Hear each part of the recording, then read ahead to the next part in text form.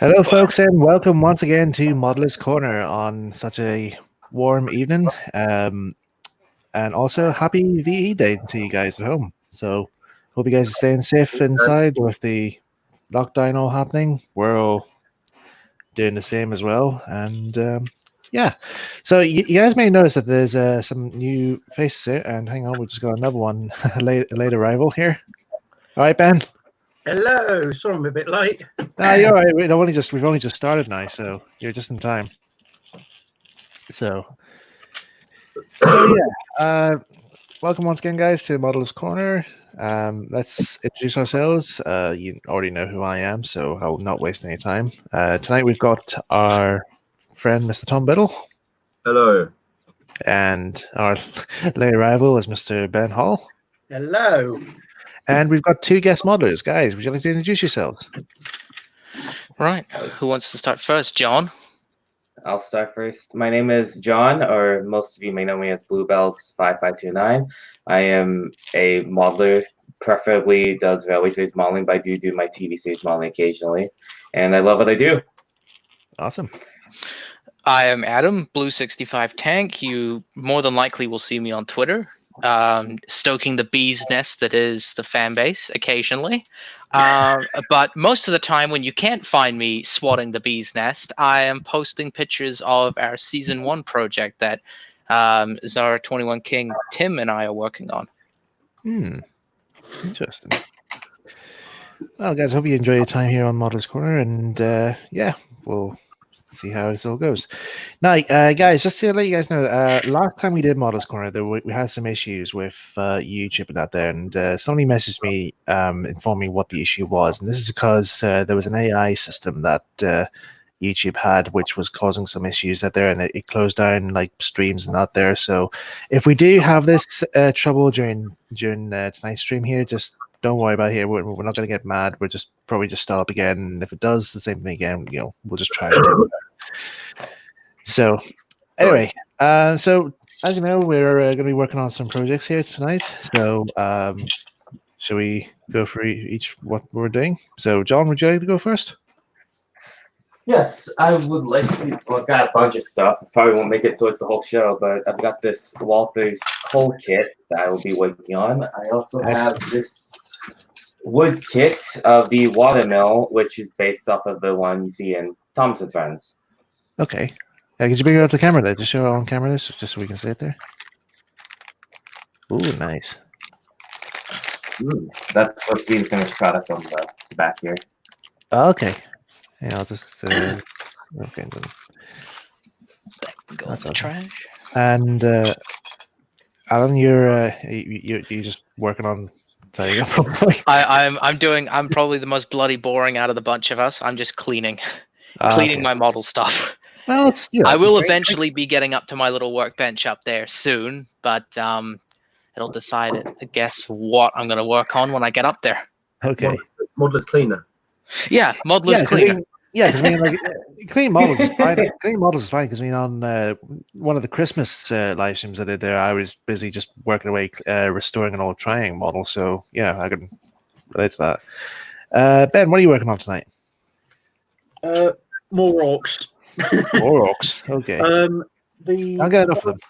The boat from before Bismarck is actually done now, so it's a case of what you can see here is the stand that it sits on. Okay. So that and the models that are going on it is what I'm currently working on. Okay. Sweet. So yeah, what you might have seen the last time on the streams is this was all just plain white, and this is now all spray painted. So it's a case of getting the details done. Okay. And Tom, what are you working on tonight? I've got this coach kit I still need to work on. No, now I'm going to. Can I finish on this tanker wagon? Okay. I've been doing for a while. All right, no worries. And for me here, I'm just going to be working on making up these wagon kits here tonight. My friend Gavin, or Knuckles, has commissioned me to make these up for him for his model railway. So that's what we're going to do. So that's me all sorted out. Also, just to let you guys know in the chat here, Tom, if you're okay with me saying this here, poor Tom is a bit of a victim at the minute in tonight's stream, or a bit of a casualty, because he is under the case of coronavirus. But that doesn't stop him from getting his modeling done, does it, Tom? Never stop a modeler ever. Never stops. So if Tom ever, if you ever hear Tom ever, like, you know, coughing out there, it's just, you know what I mean. But he's It's a doing symptom okay. of the Rona. Yeah, but he's doing fine. He's doing fine now. So Got better. That was. I don't recommend catching it, guys. So I mean, touch wood. I've been okay, but there's people out there who's had it a lot worse. yeah. To me, it's just been like a cold, but yeah, you got to do your best effort to try and keep yourself protected as best you can. Unfortunately, in my job, it was inevitable. I still caught it despite wearing all the protection and everything. Yeah, it's just you just don't know when it might attack, like, you know. But once you've had it, hopefully that means there won't be another.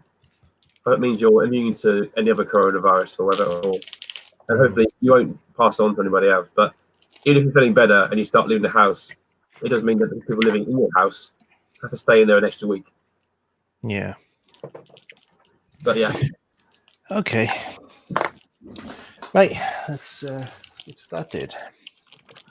So, what's everybody been doing this week? Apart from Nothing. of my solution, just nothing. Nothing at all. That's all of us. Doing nothing. Well, I haven't been outside my room for 12 days, so. Jeez, poor My bugger. lord. Must be bored sick of it. Well, today was my first day outside, so. Ah, yes. That's good. But,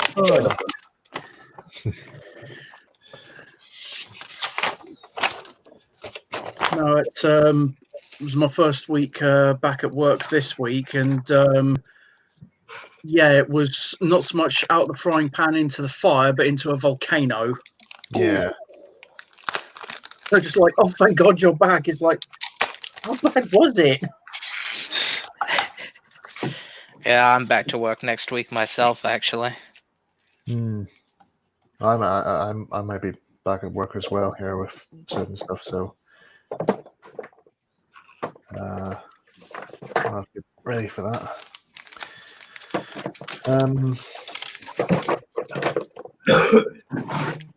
Yeah.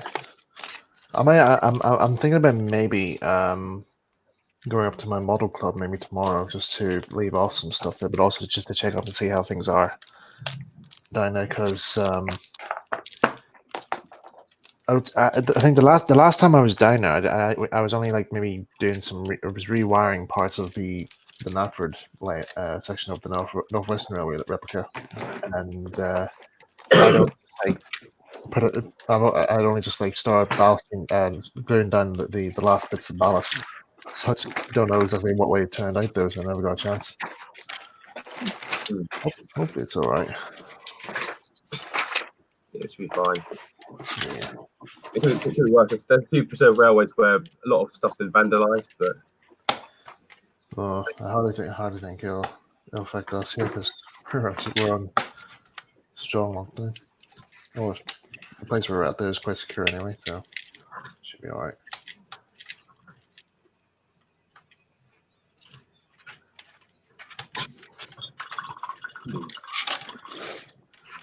Oh, so yeah, what were you going to say, Tom? I forgot it now.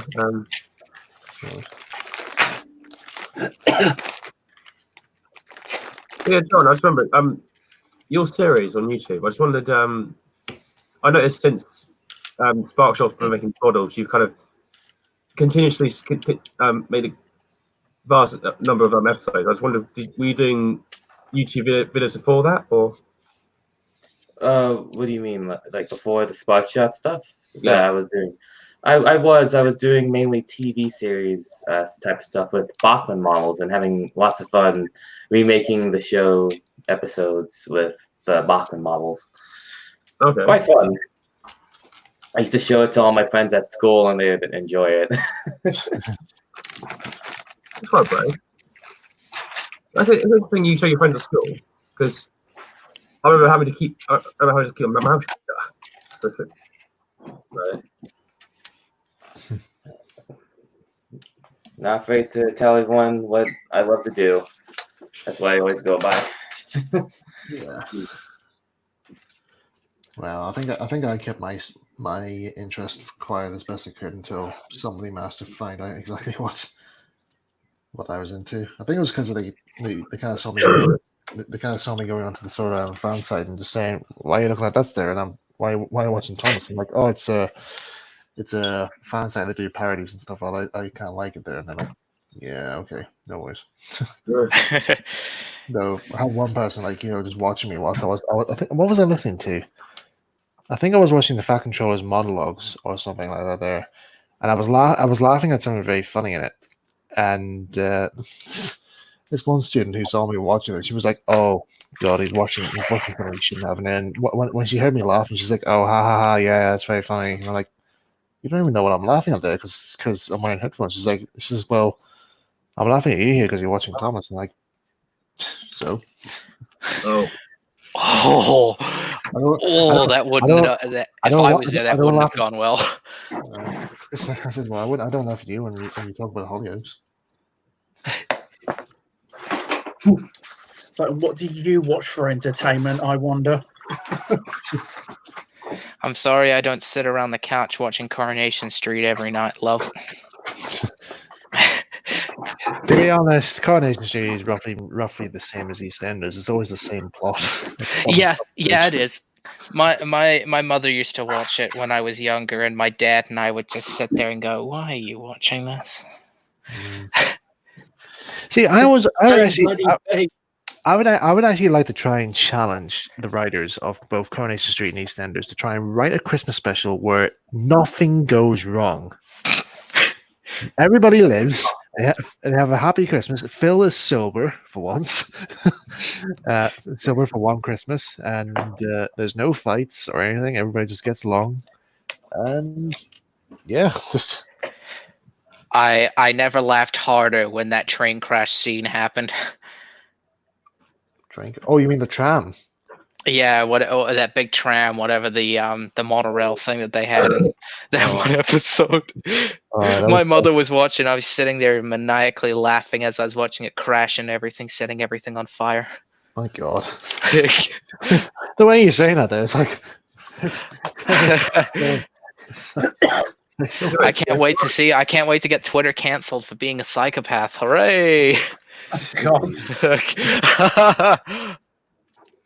Man laughs at Coronation Street.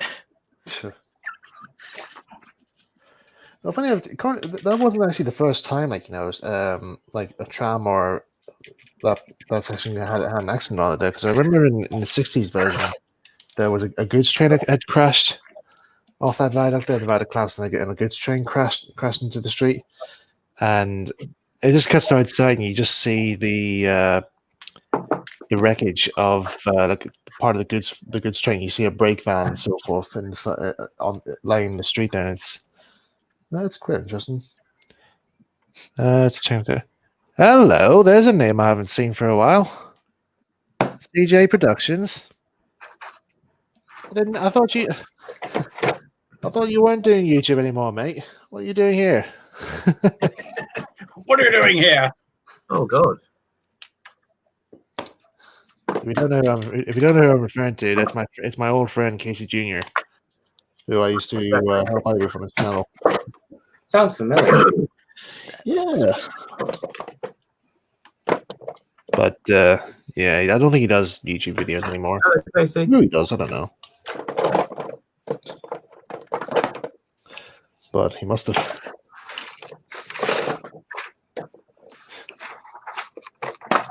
I say he's probably running videos to watch it. So he's like, okay, let's see how Mike's getting on. I think my favorite video of the ones you've done was he's driving a train and he stops at all of a sudden. You just go flying into the footbridge. Oh God, that one, yeah. Yeah, you should have seen the outtakes of that actually, because I had to climb onto that footbridge, and I called him. I called to Casey, and I said, "Look, just whilst I'm hanging here, just go over and like try and help me down. Like pretend you're trying to help me down." And he does, and he runs over. I don't know if I still have the footage. I might have it somewhere stored. I'll try and archive it here, but so so you see me hanging from this bridge. He runs over, and I was expecting him to try and help me down as best as possibly can. But he grabs my leg and he literally yanks me. And I'm screaming, "Don't do that! Don't do that!" so I ended up actually just dropping down, and you know that pain you get in your feet that like when you hit the ground so hard it sends a shock Yeah. through your feet. Yeah, I got that. Ooh. That was all captured on camera, and I was like, my feet are so hard. Right. So first there was the pulling up in the footbridge, and then there was the throwing the biscuits at you.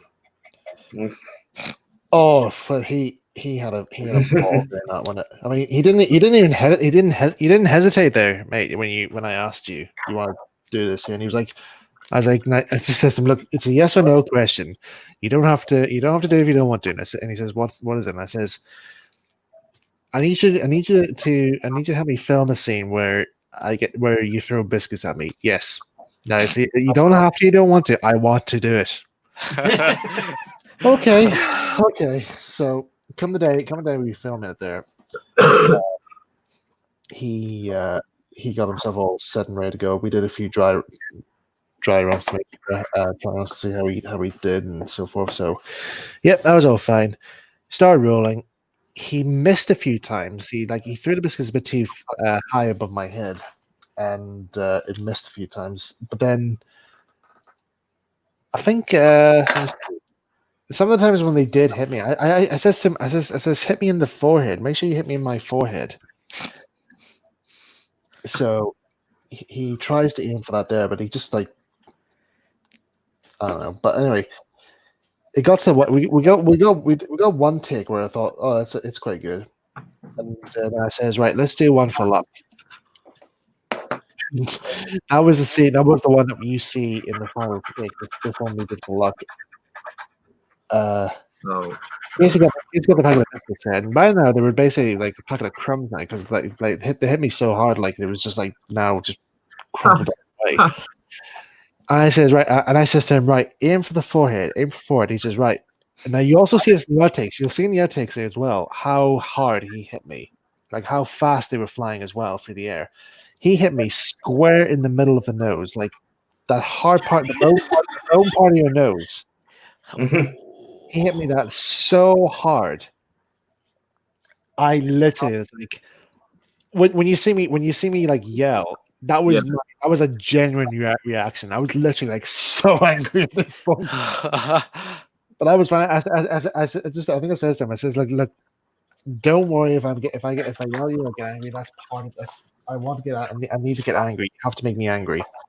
So he does, and I literally like freaked out there. And then afterwards, I paused for a bit afterwards, and then literally just like grabbed my nose and just sweared.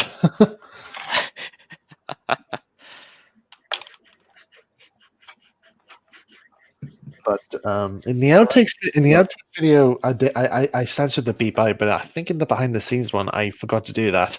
So you might get to hear exactly what I said. Hooray! Yeah, you got to hear me swear. CJ saying all I basically do is hurt you. And boy, did he hurt me. I still carry the scars. I'm here to be entertained. Well, boy, are you in the wrong place. Just give a little shout out to Max Brain, who's on the show a few weeks ago. It's his birthday today. Oh, happy birthday, mate! It's Heisler, who, if he puts stuff on the chat, just remember to give him a happy birthday. Yeah, no worries. So his birthday. I discovered something while I was cleaning. I forgot that I started a project, but I never got anywhere. And now, due to a certain Bachman announcement, this is being pretty much put on the shelf forever. Here. There we go. Ah, She's dead now. I paid about $10 for her at home before I moved. Actually, at my model shop, they had a whole bunch of a fine cast model box of just parts, and they said, "Oh, $10 for the lot." I said, "Yoink!" Is she dead? Is she? Yeah. Oh no, she's deader than a doornail. don't Well, tell Ryan. Oh, don't worry. Don't worry. wasn't She'll live in the form of a Bachman model. Well, she was advised to never know Paul. Pretty much. She was dead already. Her chassis was pretty much gone ski when I got her anyway. So I mean, I only just put her. There is a video actually online where it actually does show you how to repair those chassis. Oh, it was this one was the dummy that I got. Oh, okay. Yeah, the power one wasn't with it. It was only just the end part. Oh, So okay. I was kind of stuck in a spot there anyway. I had to go, Well, bugger, how am I going to do this? You can always make a railway series, Daisy. I mean, that is a possibility. I might keep her on the shelf for a future project at some point. I might actually do that. Oh.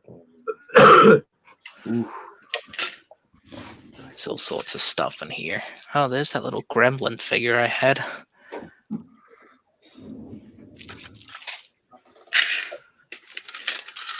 A Tomy shed kit. Need to repaint these at some point, make them look a little nicer than I did. I got a whole load of those for my nephew. He's not getting into. He really likes Thomas now. So Oh, okay, cool. in fact, he actually said he's currently going for his toilet train business right now. But we promised him, if he does well, we'll get him a Thomas train set. Like maybe one of the Trackmaster ones, or I think there's I think he wants a roller coaster set or something. I don't know what it is. A Thompson Friends roller coaster type set, but you see exactly what it is he wants. Okay, this is the part where I have to alter the kit, because it doesn't do anything. Coal loader hopper chute part is completely hollowed out, so I gotta go get that cut out. Alright, where's my hand drill? Oh, is that to actually have a working coal hopper? I would assume the kit is mainly for display, but this is the part where you put it down like that and coal goes down, but there's no hole. So are you planning to do like a Thomas Percy the Coal kind of recreation, or? I thought about that. As far as right now, is I'm trying to go for. I don't know what I'm going for when it comes to, because I left off on a pretty good cliffhanger with Donald Douglas coming in. So I don't know, because after the Branchline Engine, or not Branchline Engines, the Scottish Twin Engines book, I felt a little burnt out over time when I was planning the next book, which was Branchline Engines. Yeah. But over time, I felt that I was kind of forcing myself because everyone kept asking for it rather than actually feeling passionate about it. So it kind of sat on the sidelines. But as you know, I came back with the Henry book, and I'm not feeling Branchline Engines. I'm more feeling doing something a little different, custom stories maybe. Something out of my ordinary, basically. All right.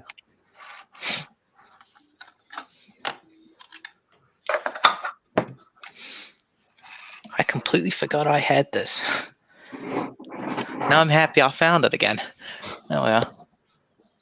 Oh, Gordon and the Gremlin. Literally. God, I actually remember the first time I actually saw Gremlins was actually in 2008. First time I saw Ironically, that was about the same time I saw it too. Yeah, because I was in Devon at the time there, because I was away. No, sorry, it was Cornwall. We went to Devon afterwards, though. But we were there to actually for like a little model railway holiday. My family does this sometimes do for me. So, but we were mainly down there. We were mainly there to go and see Christopher Audrey because he was doing a book signing at a place called Picorama. Huh. So, parents thought it'd be a good chance to go down and see him. The more you know. Yeah. So, yeah, he was very nice to talk to. And then, it was weird later that year, the Farquhar branch line comes to Northern Ireland, and like, what? And they say about finding stuff after having a clear out. I found the one and only Ertl thing that survived the culling about 20 years ago. Ooh. Oh, I've actually got one of those. It's still in its packaging. There he is, Gold Thomas.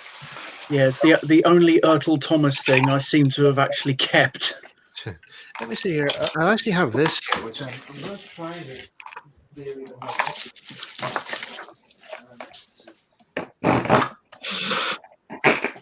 Speaking of dead daisies, I found her at the dummy chassis.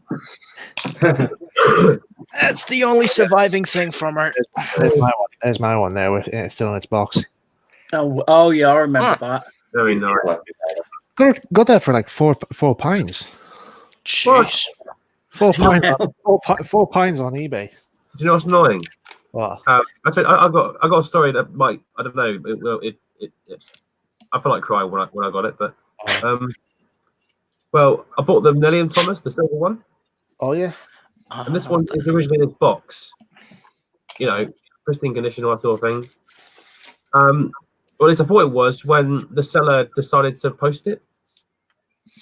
Oh no. It basically what he did to try and I bought it for about a tenner, at £10, and to try and reduce the poster's price, he rolled up the cardboard around just put it in the bag. Yeah. Oh, that just pains me to hear that. I kept thinking, why is it so? I got this parcel. I kept thinking, what's this? Oh, like it's a lot small, and then I unravel it. I'm just thinking, oh fuck, no. Son of a bitch! I know. I did not leave. I actually wrote "quack" on the feedback. No long-winded review. Just you're a twat. Twat. Well, I've got this Thomas here, which I actually am in the process of actually trying to see like restoring it. I need to get the right shade of blue here for this here, but I'm trying to restore this type. Ooh. Oh, guys, that's one of the early ones, isn't it? Yeah, they're one of the first ones. Like, so I've actually got the stickers now for the buffers to replace it, and I think the face is okay, but there's a wee dent in there, so I don't know. I might replace it though, but with a clean one. But yeah, I need to get the right shade of blue in order to fix those scratches there. So yeah, especially right there as well in the number one. So I need to get that sorted out. It's funny how they've kept it. It started off white. The running plate started off white. Then later, the whole thing went straight to like plain, just complete red. Yeah, That was probably just to save money rather than like painting the running board. They just left it red. I suppose. Yeah. Also, the I don't know if this is true or not, but isn't the main diecast thing did that not get a revamp as well? I'm not sure really, but I feel like it is. What, the metal body? Yeah, the metal body feel it looks as like it may have had a bit of an upgrade. But I've just also noticed this here as well. Tom, I actually heard from somebody that the middle section of Thomas's dome section on the original TV series model that actually lifted out so that they can refill the smoke generator. Yeah. Apparently, that's modeled on this. If anybody has these here, if you look closely where the dome is, that's actually raised up a bit more, so it actually shows that. It's crazy to think, isn't it? Yeah. Some of those like tiny little details that make their way through. Yeah, I never noticed that. Well, I found the roof piece. Oh, sweet. Right, how's everybody in the chat doing? Thomas Pandit fan. What is your option of the roll engine reception? Shocking. I am very surprised that everybody liked it. I actually thought it was going to be. I thought it was going to be a total disaster, really, because it was my first special to write, and yeah, like I was. It was just like Engine Many College's first broadcast all over again. I was freaking out, and then I was just like surprised to seeing the outcome of it. I was like, okay, I did not expect that. Well done, mate. You did a great job. You'll give a clap to Mike.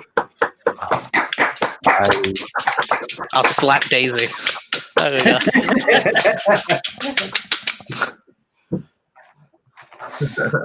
Ryan's gonna shoot me when he sees me. Well,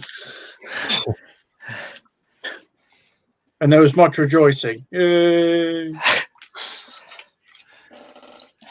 But I need to put that with my other buildings, actually.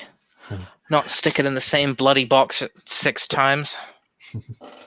Also, I just want to throw it out there as well here. I had no idea we got Prince Harry to do that opening section. I had no idea we were doing that.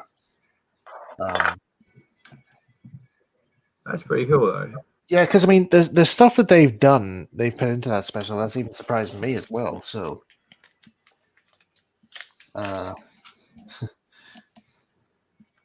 I know. Also, I want to point out as well here. I know people didn't really think that this reference was shoehorned in, but I was kind of proud that we got the Gordon Goes Foreign reference put in because I really wanted to put that in. Reference? Oh. Just to clarify, I've not seen it yet. Oh, Tom, where have you been? It's been online for a week. Whereabouts? Just type in YouTube and type into YouTube and it's there. Right. Okay. My God, there's so many tiny like bits and pieces I've been finding in like some random bags of stuff like I've been meaning to use. Like I just found the sticker eyes I took off the those Nyland Thomas and Annie and Clarabelle, like when Annie and Clarabelle had those really disgusting molded on faces. I took the eyes off those, the sticker eyes, to use on my ones when I do them. All right. I had them sitting on a piece of paper here ready to go.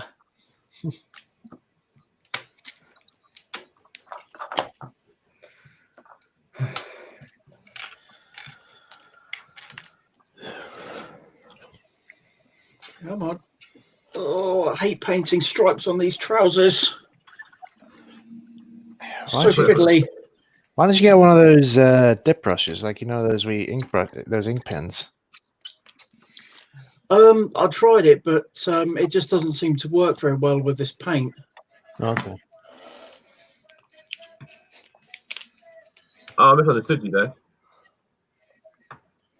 I thought you said taking paint on these trousers. I thought you meant like you kept making a mess on your own trousers.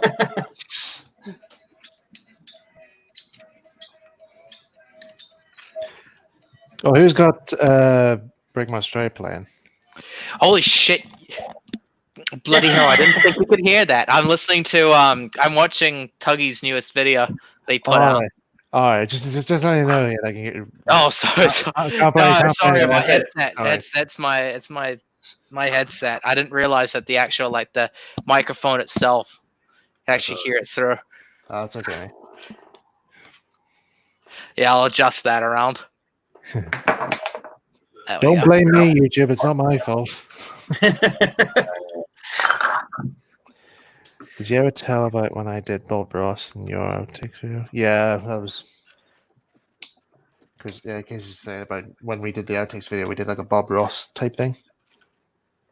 Because the funny thing is that Casey's actually a very talented painter. He actually does these really cool art oil paintings of like steam engines and traction engines and stuff like that. And for his birthday, I got him a. I can't remember. There was I got him some paints in that there, I think. But I got him one of those fancy dress afros because he had a beard And I thought if I give him like a fancy dress afro, he can wear that or wherever he's painting. He'd be like Bob Ross. But he, as far as I know, like he only wore it the once before the outtakes video we did, and then I told him to bring it with me, and he was like, "I can't believe I'm wearing this again." So I don't know. Hang on a second. I don't know if that was his wig or was it the one I had for a Gene Wilder thing I was doing. Actually, I must take a look at that. Actually, just check here, because I had to do. I was going to like a Halloween fancy dress party, and I went dressed as Gene Wilder's Willy Wonka, and I had to try and buy this this wig. Couldn't find it anywhere, so I had to try and find one. Okay. Oh, it is. Oh, it is the Gene Wilder wig I wore. All right, so. But it's not. But the funny thing is, though, it's actually. It is mine, yeah. But that's actually a girl's wig. The point because that was the only. It was the only. It was the only wig I could find in the shops, and the girl who sold it to me, she just took one look at it and looked at me. She's like, "You buying this for your friend, or for a girlfriend, or something?" I says, "No, it's for me." And she's like, "So you're like." Cross-dressing or something, and I was like, "No." One of those, she says. And she's like, why are you wearing this here? Why are you girls wig? And I says, well, to be honest, I says I'm going as Gene Wilder's Willy Wonka, and I need something that has curly hair, and this is the only thing I could find that has curly hair. And she's like, she it's suddenly like the penny soon drops. She was like, oh right, okay, yeah, that's absolutely fine, no worries at all. That's surprising. Usually, you'd never expect a shop owner to ask you if you're buying something, like a wig. Yeah. Like you'd think in this day and age that they wouldn't say, "What the bloody hell you think you're doing?" Yeah. Though for fear of getting screamed at. Yeah, I think one of my favorite costumes I actually did wear was a. Let me see. I bought this costume for one Halloween party where I went dressed as the Joker from Batman Arkham City. Yeah. Oh. So the mask actually, I think I still have the costume somewhere and the mask. But the mask was like made to look like when Joker is poisoned, or he's like that sick look that he has. Any of you guys have played the game, I'm sure you have because it's been out for a while. But yeah, that was like the look he had. But yeah, the costume fitted me okay. But yeah, for safety measures, I just basically just did makeup and that there. I'm hoping if we can, by the time the virus is finished, it'll be Halloween. Yeah. I'm sort of growing my costume as we speak. I'm growing my mullet back. Ah. Because me and my brother, we're thinking about going as the. Have you seen the film The Brothers Grimsby? No. Oh my god, that movie. Yeah. Well, I'm going as Nobby, and he's going as I forgot his name. Well, he's going as Mark Strong's character. He's got no hair, basically. He's playing Mark Strong. I'm going as Sacha Baron Cohen's Nobby. All right. If you haven't watched it, Mike, my advice is don't watch it with your parents. Oh my coworker. Well. My coworker suggested that I watch it, and I remember I said to him, I said, "Bloody hell, it better be good." And he said, "Oh yeah, you'll like it. Just don't." Sure, I remember when I was watching Dark Crystal on Netflix, and it got to a really good bit that where with the Zeskies, and my dad walks in and he sees what I'm watching, and he's like, just turns to me and he just goes like, "What the hell are you watching?" Is that the Dark Crystal film or the new series? The new one. Hmm. Oh, the new one is definitely like a way improvement than the original. The story plot is actually is actually really good. Yeah, I think Jim Henson would have absolutely loved it. Yeah. Plus, I didn't know that was Simon Pegg who played. What's that one Sesky? How do you pronounce his name? Oh, the scientist Skeksis. No. That's Mark Hamill. Chamberlain. Like Chamberlain, yes, Chamberlain. That's Simon Pegg. I did not know that was him. But No, Mark Hamill was the scientist. yeah, well, you can easily tell it's Mark Hamill because he's doing. Yeah. Kingsman. Eh? You talking about Kingsman? No. He played the scientist Sesky in the new Dark Crystal series. Oh god, sorry. Right. But yeah, you can tell it's Mark Hamill because he's doing his Joker voice. Yeah. That trademark cackle. Yeah, I think I do remember when I was doing the costume of Joker. I tried to actually do that voice. Spent weeks trying to do it, and got to a stage where I can only do it when I had a sore throat on me. Yeah.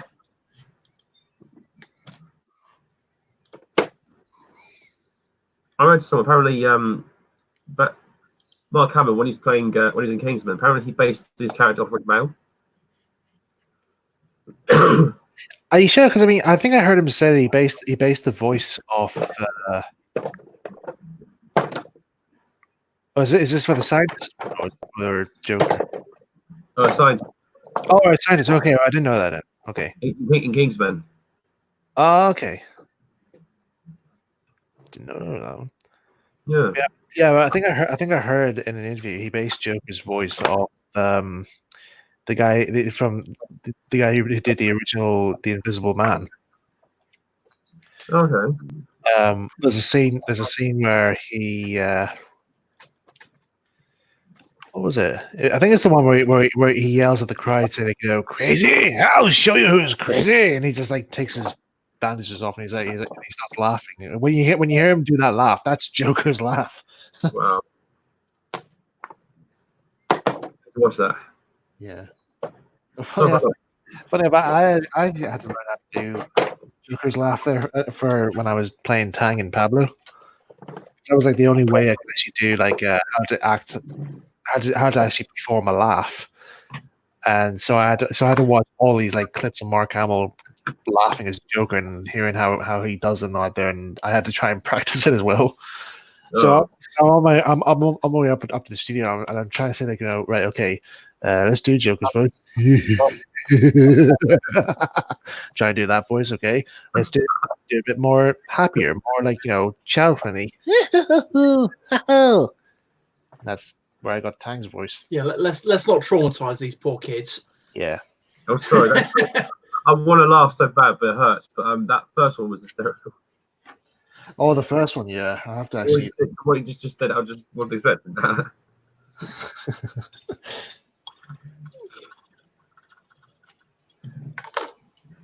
Actually, I think someone needs to draw your character. Tang, was it? Tang, yeah. Yeah, someone needs to draw him dressed as the Joker now. Oh my god! Oh my god, that's a vision in my head I never thought I would actually see, but here we are. Yeah.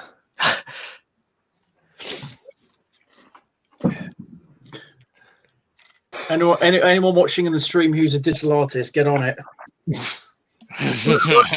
I want to see this. Yeah, at this point now, it's like we're past the turning point. There's no going back. Yeah, I had a weird dream. If they do a good job of it, I'll send it over to the studio and just say like, hey, here's an idea for a Halloween episode. Actually, we've actually done a Halloween episode. Really? Yeah. Interesting. Yeah, Tang actually is dressed as a pumpkin. You know what? I might build this when I'm done. I forgot I had this. Oh, what is it? It's a sleeper buffer stop. Sleeper built buffer stop. Oh yeah, from Pico. It is. It's a really old Pico Streamline one. My Last year. It's not that old. They still do it. They still make those. Oh no, this one's from like 30 years ago. Oh, This specific one. They still make it. They still sell it in that packaging, I think. Oh yeah. Well, that one there is incredibly old. But my uncle for Christmas last year gave me not last year, the year before, gave me a box of his old model railway stuff. Oh, cool. I got a whole bunch. I got a whole bunch of Pico tunnel portals, a huge big stack of Hornby Express points too, and a couple Pico ones. Yeah. It was amazing. Right. So I got a few questions I need to answer. Right. Station Pilot, thanks very much for that comment on Royal Engine. Yeah, I will admit here, Royal Engine, I think still required a bit more work, but yeah, like on the time pressure I had, like, it was actually quite a challenge to make. So yeah. Okay. I'm out of breath because, well, not really out of breath, but the hole has been made. Oh, that's cool. Took a lot of dremeling, but it works. Yeah, no. Huh? I just say it's again. Been cut. Oh, no. On camera. There we go. We have a hole. Oh my! I was going to say last year. Sorry, back to Pablo. But I had a weird dream about Pablo. Yeah. Well, it was weird. It's like we got to the end of the theme song. This thing inside this building, and then out. I don't know why. Arnold Schwarzenegger comes in, shoots all the animals. Sorry. And he goes to Pablo. Come with me if you want to live. Yeah. So we've got characters as the Joker and now the Terminator. Great. This is amazing. I want this to become a thing. Oh god! There you go, Michael. Ideas for the next Halloween special. Arnold Schwarzenegger pops in. Oh my god! Who is your daddy and what does he do? What are you doing? It is not the tumor. Get to the chopper. There is no bathroom. Dan, put that cookie down. Oh boy. Oh, I've just hit my vocal cords. Sorry. What's his callback thing for when he punches a reindeer? Well, you started it. Oh, I've got to watch that again now. I haven't watched that since it came out. You can't though. It's out of season now. It's out of season. It's like the other day I was actually asked to go down to the shops there to get hot crust buns. I'm like, what?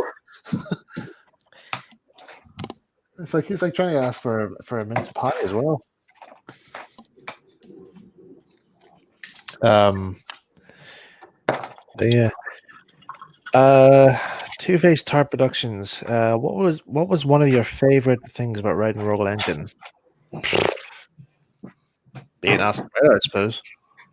I mean, when Ian asked me, I literally was shocked. I was like, "Oh God, what am I going to do?"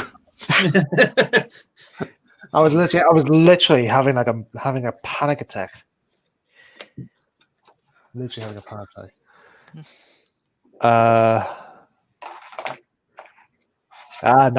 Casey, I can't do the "Who Ate All the Pasta" song right now because Christine Green has to be present in order to join along. But you can sing it as well if you can sing it if you want to. But I can't do it unless Christine Green's with us. No, I did actually do the song in front of him actually when we were on holiday on the Isle of Man, and he burst out laughing and just joined in. But he's a really good bloke, is Chris.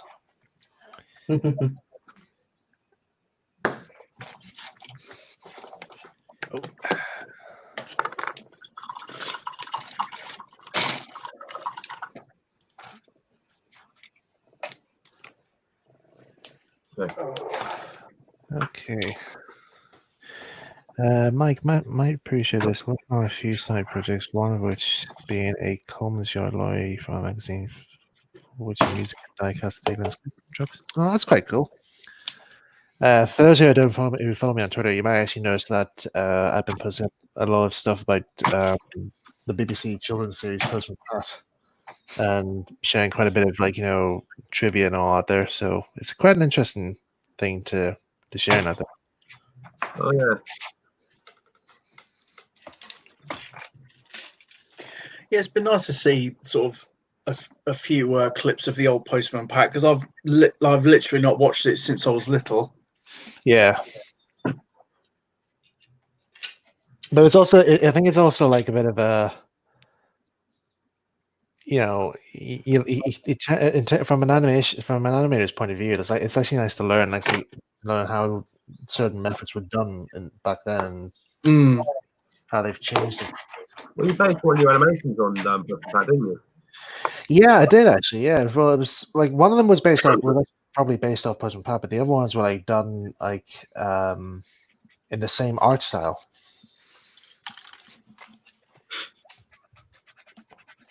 So I don't know why, but I don't know why, but the opening bit with the two birds just makes me laugh every time, like the laughing.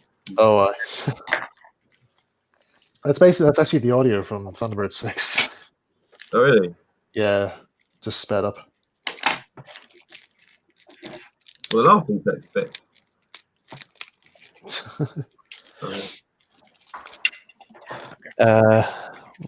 Take us tired. What is your favorite episode of Cosgrove Hall Postman Pat? Which one do I actually like? There are a few I actually found was quite good, but I'm trying to think which is the good one. Greendale Rocket's really good. I mean, that's based off one of John Conliffe's stories, which it's actually from the book Postman Pat's Storybox. But I also like the one called Ice Ladder, because that's another John Conliffe book, and I actually did have the book at one stage. It was actually a chapter book. I must try and find another copy of it somewhere, but in fact, I might actually like to maybe adapt that at some stage for audio. So change the subject. Have you seen the Sonic film yet, Mike? No, I want to get on. I want to wait until I get it on DVD.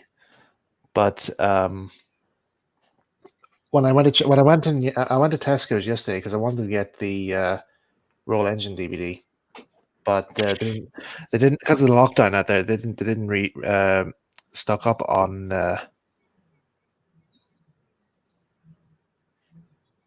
They didn't stock up on any recent DVDs and that there.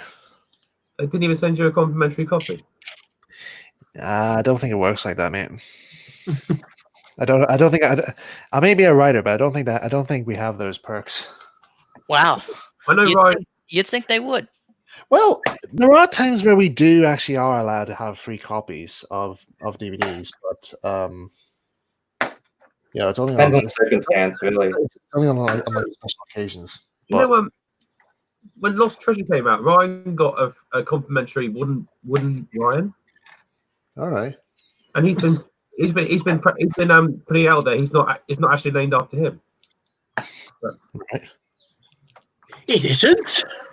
Apparently not.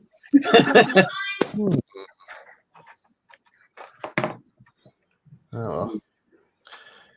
But to be honest, I'm not really. I might pre-order. I might get a pre-order of it there, maybe on Amazon or something when it's next back in stock. Mind you, I'm actually quite surprised that like both the DVD and the book versions sold out like very quickly. I'm like, wow. I didn't know it was that popular. It's Thomas. Everything Thomas is popular. Oh no. Right, listen, I'm sorry, guys. I'm starting to feel a bit queasy tonight, but I think if it's all right, I'm going to call a night. Yeah, Tom, that's fine. Let's see. You rest up, mate. Okay. And, yeah. Sorry, normally I would stay to the very end, but right now I just feel really like. Basically, mate, I was hoping this would go. I was hoping this would go away by now, but it's been. No, it's okay, mate. It's all right, mate.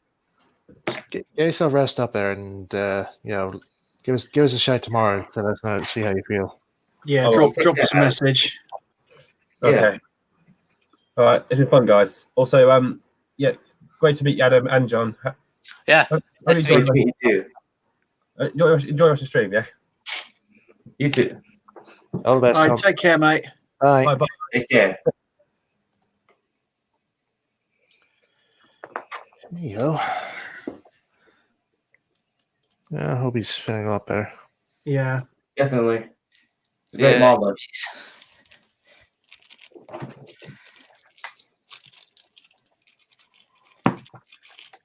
Yeah, poor Tom was sounding a bit bunged up there.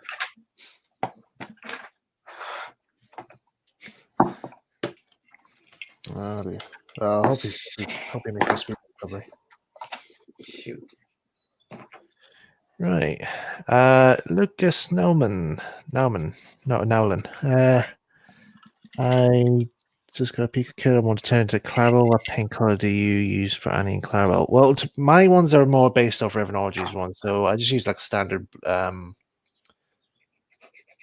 brown paint from Humbro. But I say just go through have a look through like a list of different paints out there. You think which is the closest to Annie and Clarabelle, or maybe ask around and see what would be the best shade, or get one custom made. It's entirely up to you, really, mate. I really wouldn't know exactly what color the TV series models are.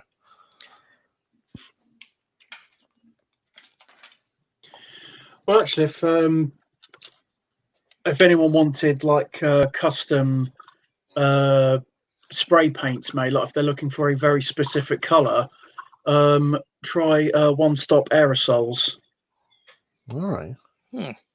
So if you need an absolutely specific shade of a color, they'll probably have it, or at least something close. All right. Because I've been finding that with my 10 cents model, the yellow has been a hell of a job to match up, and I finally found one. And it was on this One Stop aerosols. So what shade was it? Or was it kept? It's not. I'm looking at the can now. It's not got an actual name. It's just got a very long code.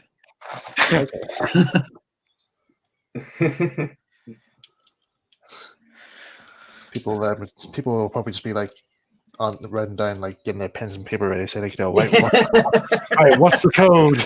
Read I the code. can't read it from here. We're gonna decode it. Well, decode it and find out. No, I mean, I've like, because unfortunately, with looking at the colours online, Yeah, especially with like Citadel paints, they don't always 100% match up with what the actual paint looks like. It's like, so I picked up these two aye, to try out, and this one is too much of a golden yellow, and this one's too much of a, well, not really so much of a pale yellow, but I don't know how to describe it really. It's just not the right yellow, basically. okay. It's not yellow enough. No. Funnily enough, the Ertl models are actually really close. All right. Because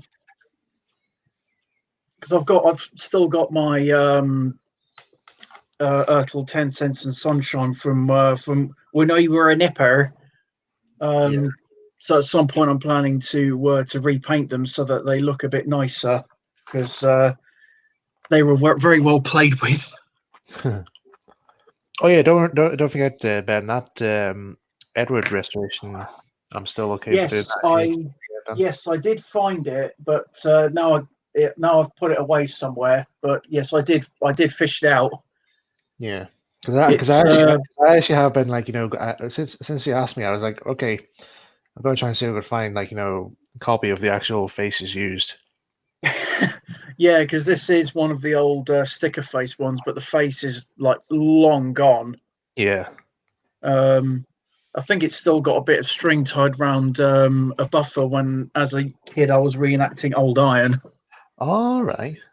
I used to remember I used to reenact a scarf for Percy quite a lot, because every time my mom used to get jam donuts, I used to squeeze the jam out over my Ertl Percy. Oh no. This used to reenact that there. Right. I think I may have said this a few times before there, but has anybody when anybody ever saw a Scarf of Percy for the first time, did anybody think that the jam was blood? Or is it just me? No, I never did look at the jam and go, it looks like blood. Right, because I used to I thought it was jam. because I only saw that episode in the video advert at the start of like Standard Thomas VHS there when they're like promoting like all these other VHSs, but I think it was like series 3 or something that they were promoting and it just come out, and it just showed a clip of a Scarf for Percy, and I actually thought Percy actually killed the porters, and I was like so traumatized. I was like, oh. Well, that's got dark very quick. I know, but it was only like when I actually did see the episode. Like I think my mum got me like the Thomas and Friends and Thomas and Engine Christmas collection, special Christmas collection. There was like they actually had that episode on it there, so I managed to see it. And I was like, "Oh, it's jam, okay." But there's actually a very good photoshopped image I saw online somewhere. It just has a shot of the Falcon Shoal with a jam covering his head, and it just has a caption underneath it saying "Boom, headshot." I don't know who did that there, but it's great funny. James Smith, Percy runs over someone and other thrilling Thomas adventures. Oh dear. The early version of the story Percy's Big Mistake.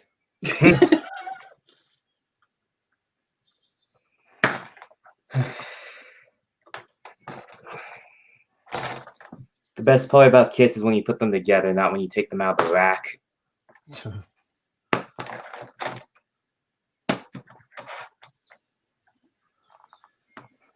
Goodness.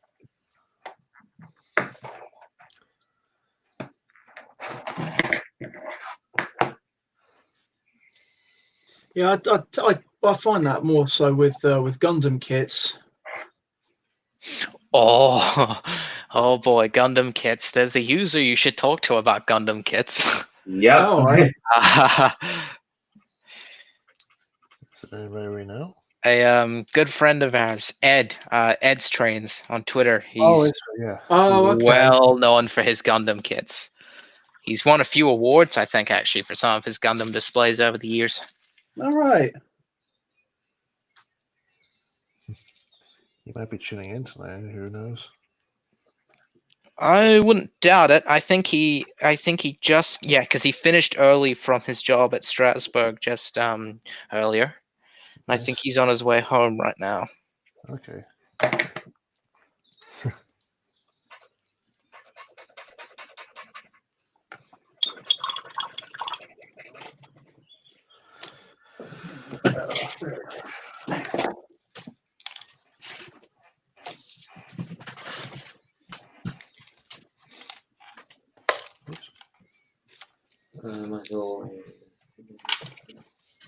There we are. Just That's going really fast. Goodness gracious. this Not is really the fast. most recent one that I've built. Ooh, Oh, there we go. awesome. Do you want to drop us the camera there, Michael? Yeah, give us a sec. There you There go. he is. Look at that boy there. Looking quite nice. Mm. Yeah, because I think what I like about them is that you don't necessarily have to fully paint them. They come mostly like coloured properly. So I just paint a lot of the sort of small details, but it's nice to build something that doesn't have to be fully painted. It's sort of a break from doing these. Yeah. And also, of course, you compose them and everything, which is always a bit of fun. Yeah. There you go. I remember I assembled some of the Dragon Ball Z ones you could pick up. I grabbed a couple of them at home. I think I left them in my closet, actually. I haven't actually. I've only watched the abridged series of Dragon Ball. I haven't actually watched. Wait, the Michael, official you've seen the abridged series? Of course. We both have. Oh my god. Yeah, both me and Ben watch it. My god, now I can actually make jokes on Twitter to you directed at you, Michael, and I know that you'll get them. Yep. Hooray! Oh yeah. By the way, Ben, did you see the recent one they put up there with Krillin and Android 18? Oh my god, that. Oh, But- the like- where they're going on a date. Yeah. No, we do I need thought- to watch that. I actually really do enjoy those Dragon shorts that they started doing. It's a perfect way for them to sort of branch out from not doing the traditional episodes, but more or less, start on something a little more original and fresh. Yeah. Yeah, because I can appreciate where they're coming from, like not doing the Boo saga, because that did drag on a bit. Yeah. Yeah. And really fair, the Cell Saga actually did feel like a good extended movie, really. Mm. Yeah. I mean, it had a great outcome as well. I mean, I absolutely loved it. I really loved it. In fact, I remember seeing when Gohan transformed into Super Saiyan 2, I was literally on holiday in Lanzarote, and I saw the video and I was like, oh, this is so cool. I watched it in a McDonald's when I was at home. Oh. No, funny. The odd thing is though, that when they actually showed that, when they showed that to like a live audience at a Comic-Con, and when Gohan transformed, everybody burst out laughing. I don't know why. They were like, "This is meant to be the most awesome thing anybody's ever seen," and yet they're laughing. They find it actually pretty funny. They only like burst out laughing when you see the little sparrow comes on in front of Gohan's eyes. I'm like, how is this funny? This is not funny. When the original scene came out from the actual show, Yeah. apparently in Mexico, there were a huge amount of people in Latin America that all took. They either skipped school or took time off work just to see that final fight between Gohan and Cell. Oh, that's wow. sweet. Did I hear someone say Boo's saga? Ooh.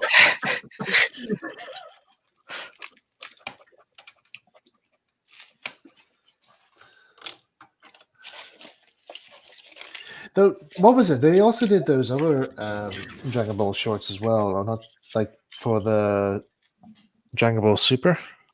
Oh series, yeah, didn't yeah. Yeah. Oh my god, I remember watching Dragon Ball Super as it came out each week in 2015 and 16, they? Yeah.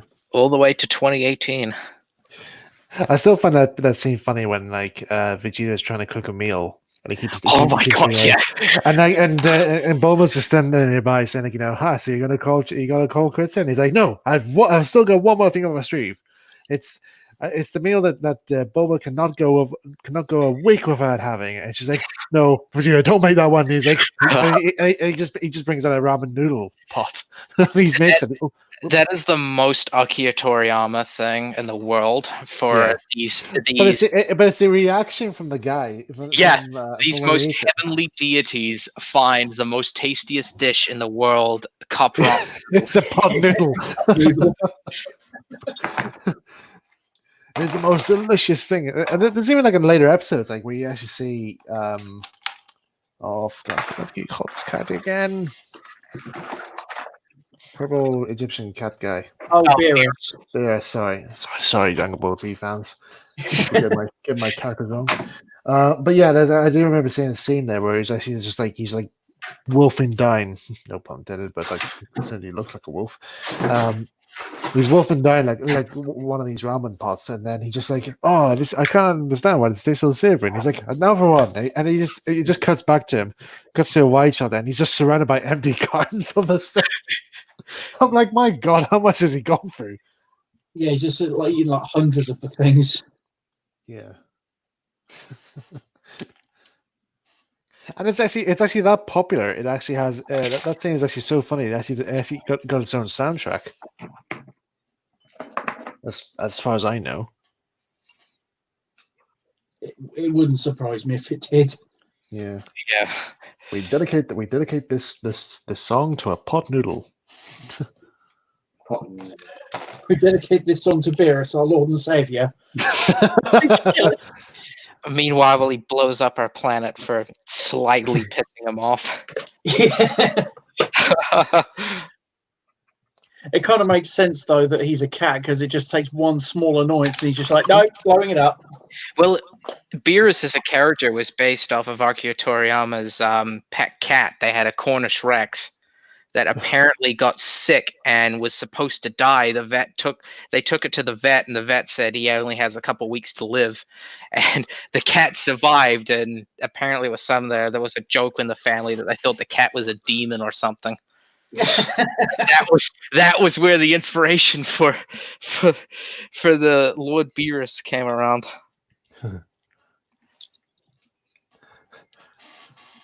What was that line that Android 16 said? He found a bird lands on his shoulder. He's like, "Hello, little bird, and what is your name?" Toriyama. That's a good name. Yes, I would love to see your dinosaur. It does what?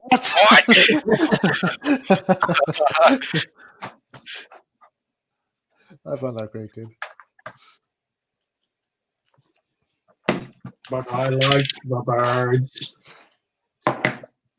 There, get those weights out of there. I love that where he climbs in the backseat of the van. He just yells like "shotgun." Yeah, that's not how it works, mate. That's not how it works. But good try. That's how it does. It doesn't work like that, buddy. But good try. Females. Am I right? Correct. She is female.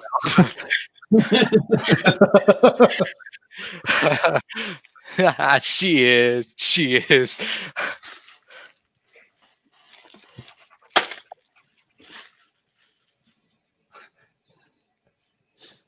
Okay, let's just change the subject in a way. Okay, what's your favorite type of bird? Good question. I'm gonna say penguin. Wrong. Wrong. Jeez. Legal error has occurred. Where's the kaboom? There was meant to be a shocking kaboom. Oh yeah, right. My mom took your bomb out of your chest whilst you were being fixed. Who gave her the right?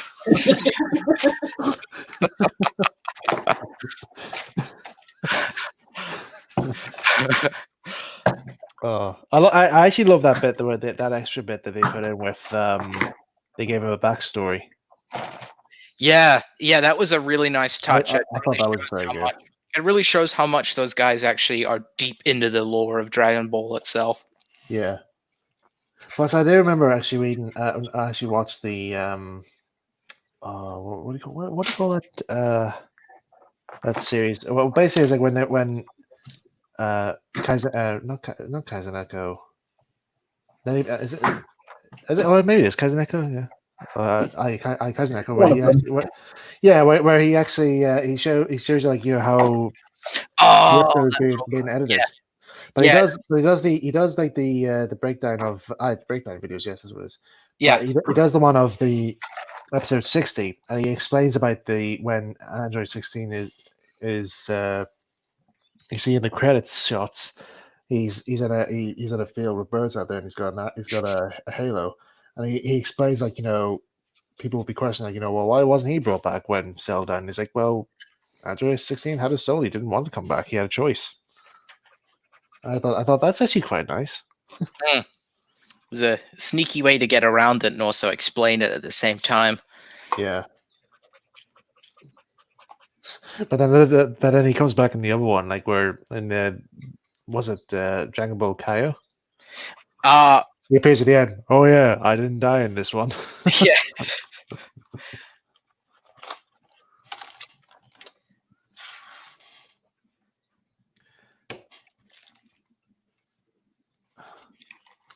Also, that rock version of Day of Fate, love it.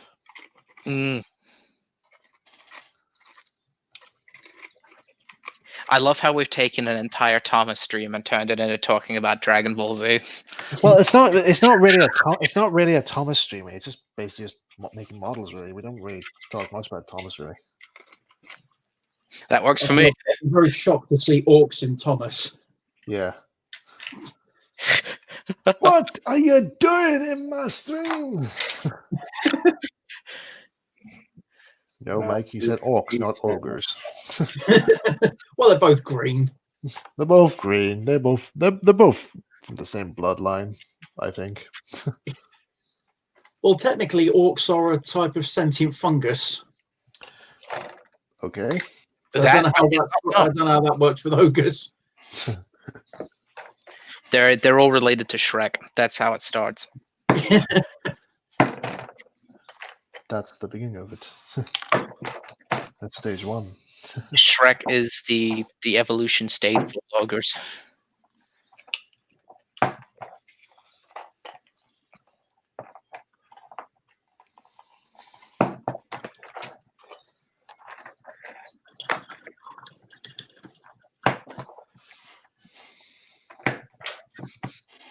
Except I imagine, orcs are a lot less pleasant to be around than Shrek is.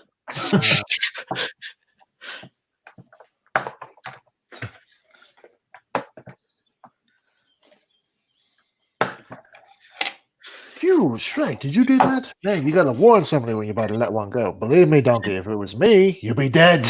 If it was your donkey, you'd be dead.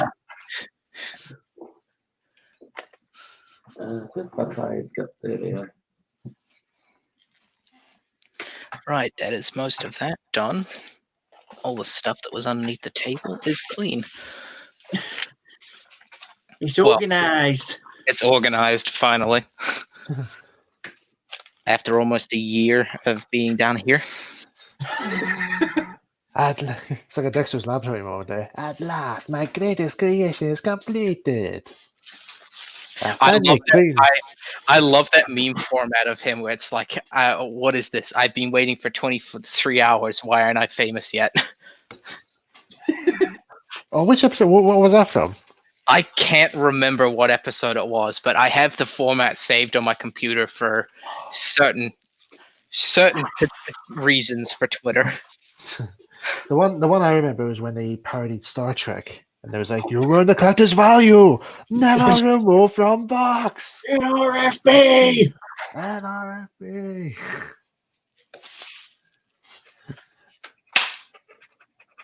Exactly what episode that's from. Good boy.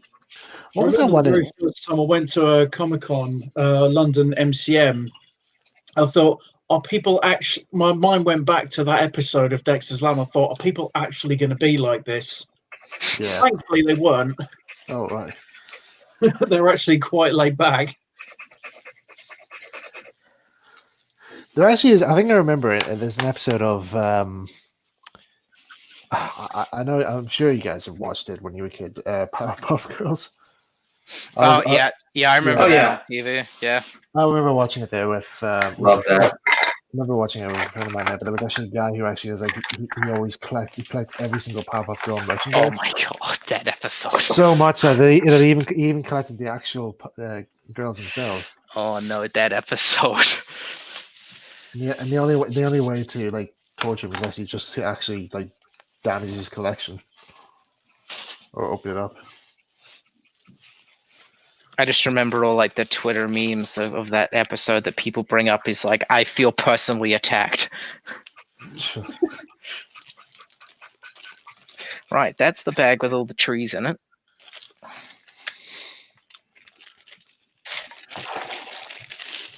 I'm sure my for any Transformers collectors out there that want to keep their stuff mint, my collection would make them cringe. Because I very rarely keep boxes for those. They just take up too much space. Mind you, if I was to get anything like collector's things from like a Comic-Con or anything like that, I think the Comic-Cons I've been to before, I think the only thing I ever bought from them was like either boxes of Pocky, because I just find that very addictive to eat. Love them. Yeah, you get them in all these different flavors as well. It's so awesome. Yeah. So let me see. The last thing I bought, I actually have them here. Actually, hold on a sec.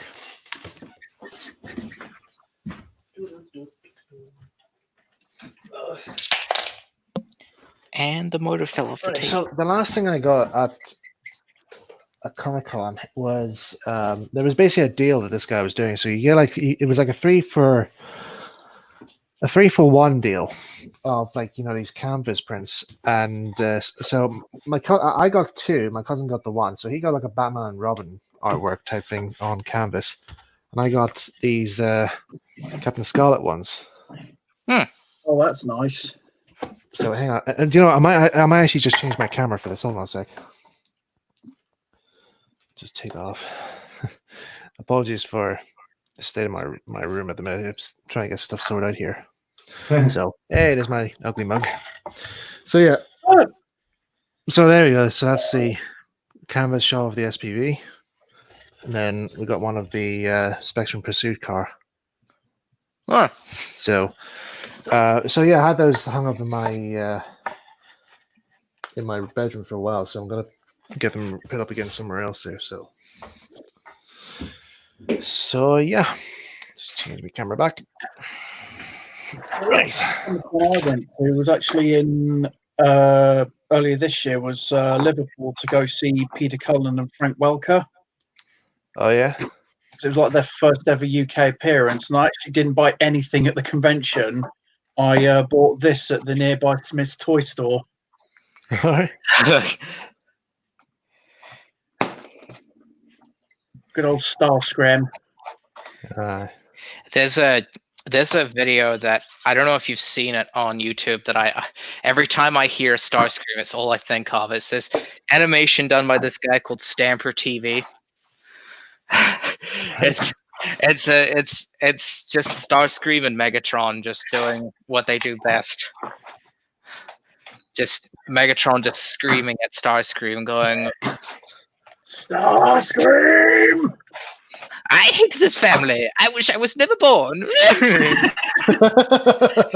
I can't really mention too much about it because the whole video itself is a little non-safe for work. Right. Starscream is doing a few things that aren't safe for work in that video. Okay. But yeah, it's a great video. My brother and I quote it to each other all the time. Well, so I was actually watching this during the week that I came across it. I just found them really hilarious. You guys watch Doctor Who, yeah? I've seen a little bit of it. Same. Right. I definitely know of it, though. Yeah. Well, you know the Daleks, of course. Who doesn't know the Daleks? Exactly. Somebody did this very good. This guy online did this very good parody of them, and it's basically like it starts off. One of them starts off like he's basically just redubbed them. Really, he's actually just redubbed the Daleks dialogue, and it's from the William Hartnell era, and it gets the camera's still on. It gets to the bit where the Daleks reveal themselves in their first episode, and all the Daleks are just like all very friendly. They just go like, hello, welcome to our restaurant. Do you like steak and stuff like that there? and then it's just like this way to your tables, and then when it goes over to I think the character's name is Ian. I have to actually watch that episode again, but. When the Daleks are looking at Ian, one of them says, says the text, you required the bathroom. Dalek gents are this way. Dalek ladies are down the basement. And then Ian looks around and he turns to run, and one Dalek just goes, that's the ladies, you pervert! Fire! There we go. Now we can see the bench. Hey. Finally. But I think the video is called "An Unearthly Dalek." If anybody wants to check it out, that's what it's called, the Unearthly Dalek. Just check it out. It's quite funny. But there's also like another one as well where they do one where the Daleks open up their own nightclub. So, it's quite funny. So it's like.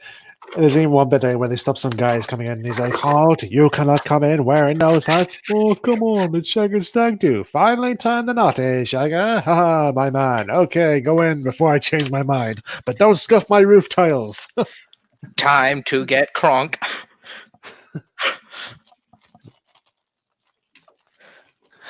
I think there's another one as well, like where the doctor actually tries to like plays a prank there where he gets one of his assistants to take a dump in the ventilation shaft. And the Daleks they're like, alert! We have a problem. Somebody took a dump in the ventilation shaft. What? If Health and Safety get a hold of this, we're screwed. We're okay so long as nobody presses the Health and Safety button. What does this button say? Marked Health and Safety mean? And you just hear an alarm go off, and you hear a Dalek just go like, "Oh, bugger me sideways." all the people are running away from them. The Daleks just going like, wait, come back, free drinks all around. Oh, good. I found it. I found piece of a Smith's coupling kit that I lost. All right. Wondering where I put it, and then finally I actually found it in the far corner of the table.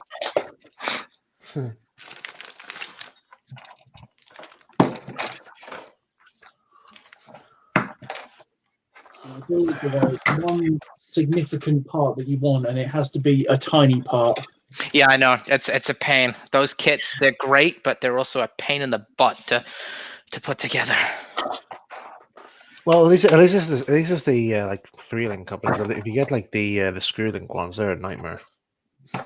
No, I was down there rescuing the my butt ugly Martians I had sitting down there. Hey, who are you calling bug ugly? Bug ugly? Oh God, I remember that. Bloody hell! I thought that was like ridiculously obscure or something. Yeah.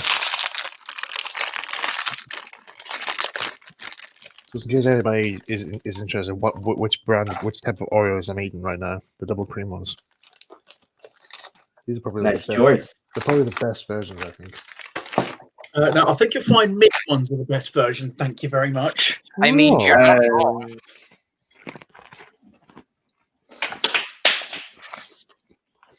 Bit of competition with the Oreos, but I accept that challenge to try them out. Once the lockdown is over, I think that's one of my aims: to try and store site the mint Oreos.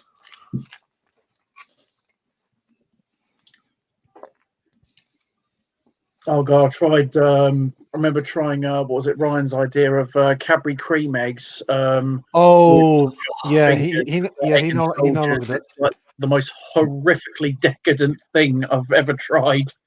Yeah, basically, it's like you just dunk a Cadbury's chocolate finger into a cream egg. That's basically what it is, and then like you're dunking soldiers.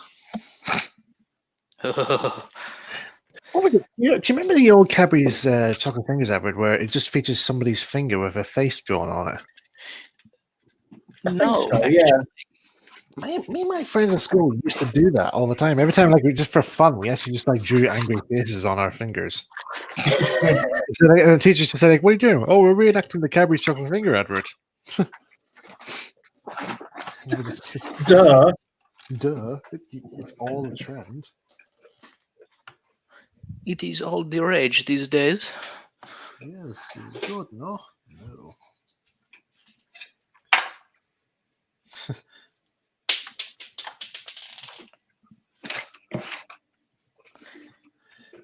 I always love it there when people answer the question for you when they ask you. You want to buy another drink? Yes. I think so. Can he still stand? Nope. Okay. You do not stand. Philatides, more like Phila no knees.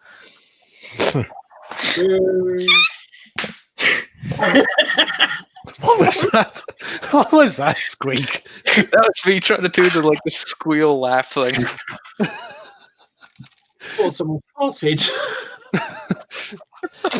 somehow it reminded me of do you ever watch the YouTuber Soviet Womble? No, but the name is familiar. Right. He's very famous for his what do you call it? His Zeta clan type videos where he does these war gaming type game things. Not a war game, but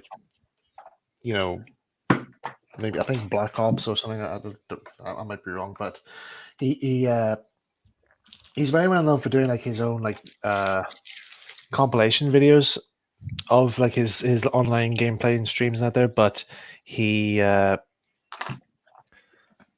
did this. He was doing this one stream there, and one of his fellow friends who took part in it there, he sneezed, but it was actually like Oh, that video! it was a weird sneeze. He just basically he talks like a very like gruff voice, and then when he sneezed, he just went. Like, he's like, what was that? What was that? Was that you? Pixies. Was that you? And then he tries to cough in a manly manner to cover it up, and everybody's like, oh no, he's not getting away with that one. And then he just cuts the later on, and you just see him sneeze again. And just like, dear, what is that? He's doing that. Technical difficulties. Oh dear. Snowball fell off.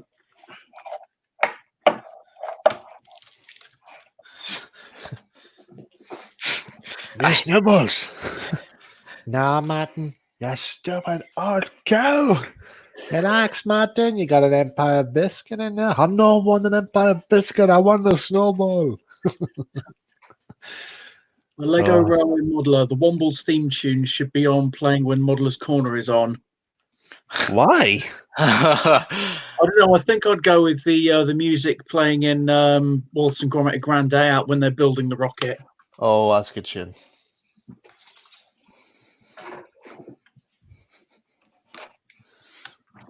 Although I remember the first time I introduced a friend to Wallace and Gromit, he wasn't all that interested. But when Wallace was using Gromit as a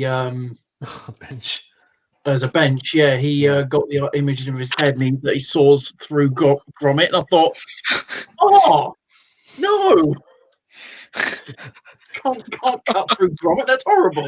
Oh. What was it? There's a guy who I've seen who does this very good impression of Peter Sallis, but it's actually part of an act he does. Mm-hmm. Let me see where it is. His name is Gillian Dutton, and he was doing like a traveling show of reenacting Last of the Summer Wine live. And it's just been like a one-man impersonating show. So he would reenact like about maybe 2 episodes, and the characters would be like looking back at their time, whenever these incidents all happened in the episode. But he does a really good Peter Sallis impression and a Brian Wilde impression. He sounds so close to them. It's uncanny. All right. But I think his Bill Owen voice could do with a bit more work there. No, that has to go. DJ Productions, no cheese gourmet. No cheese, gourmet. Not a bit in the house. Oh, What's that one meme? I think some people it's now become a bit of a meme now, which is it's basically from the game Project Zoo. And it just has Wallace going, I'm going to talk to the authorities about this.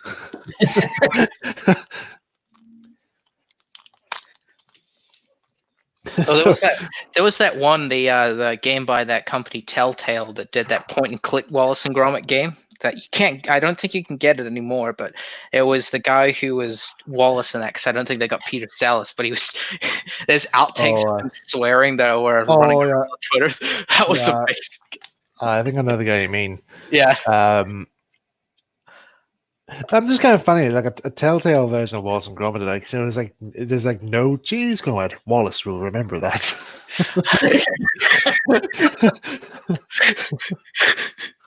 Wallace will remember this transgression. Oh, what the bit in the house? I actually do remember in trying to incorporate a bit of Peter Sallis in Tang's voice. So sometimes if you listen carefully, you can actually hear little snippets that Peter Sallis would do, like little quirky noises that I just found quite funny to recreate, really.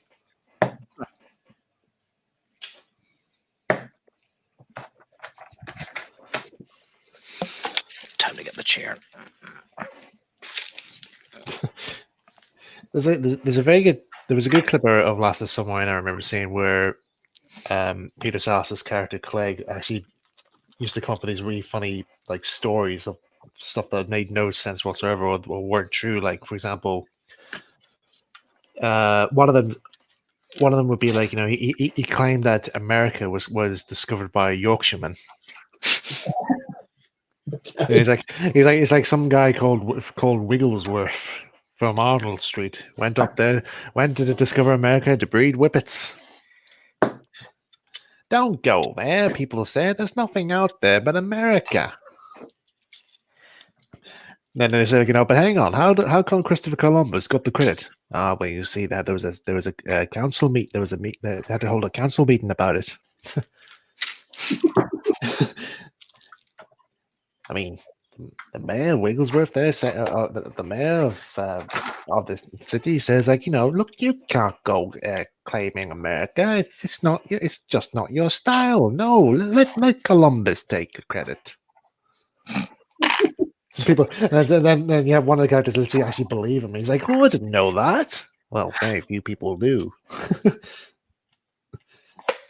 Then I think the other one, which I don't know how it made people laugh at the time of it, but they actually said that they said Clegg claimed to believe that Adolf Hitler was actually a big fan of the Isle of Man. He's like, and he says that the swastika was actually Hitler's tribute to the place where he had the best holiday of his life.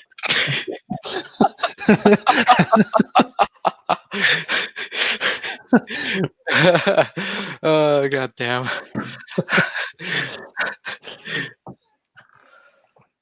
Oh, I don't know.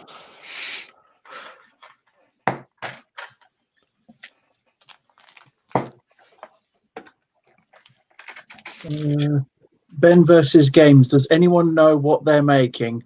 No, I don't know. Not what a damn I'm making either. I don't know what we're making either. The whole point of modeling is just basically just guess along the way. Or just always roll with what's happening right now. If you don't screw up, you're not making progress. No. You just mash bits together and hope for the best. Exactly. That's kind of how they made the machines for the guest vehicles for Thunderbirds. They just put whatever they could together and hope for the best. Are you sure this is meant to look good? Don't worry, it's gonna get blown up anyway. We'll blow it up next episode. CJ Productions a mess. Yeah. I should get Casey on the stream there, but he hasn't got anything to model. Sorry? I said I would like to bring Casey on the stream, but he hasn't got anything to model. He doesn't do that anymore. He's more into the proper live Steam stuff. Those are fun to drive.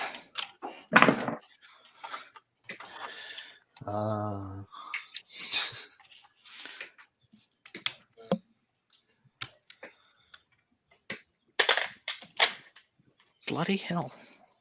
Didn't expect that to happen. What? Oh, I almost had the whole drawer just topple. Luckily, I caught in time. I would have gone all over the place. Well, you do need to be a bit careful with those ones. The drawers can slide out very quickly if you're not careful. I think he's already figured it out now. Yeah, I found out the hard way. That's the one. That's the one thing I always hated. Like, I'm sure you guys hit this as well. Like, every time you injure yourself, the person next to you say, "Oh, mind your head." Well, Thanks for telling me. I'll remember that next time. as a kid, my dad would laugh first, then he would come and help me. Okay. Put those two in my bedroom. These are cute. I always find it funny when people just like whenever like they hurt themselves against the object, they actually blame the object. Yeah. Because didn't your parents used to do that? Like if you ever like if a chair hits you, like if it chair swung back and hit you very hard, your parents actually would bring the chair out in front of you and start hitting it, and say like "Hey, naughty chair, naughty." See what you did to see what you did to the thing, naughty. Chair's probably going like, I'm so sorry. My dad would just call whatever object hurt him several profanities and then move on. Yep. It was like a long chain list of things that probably a 7-year-old should not repeat. Oh dear.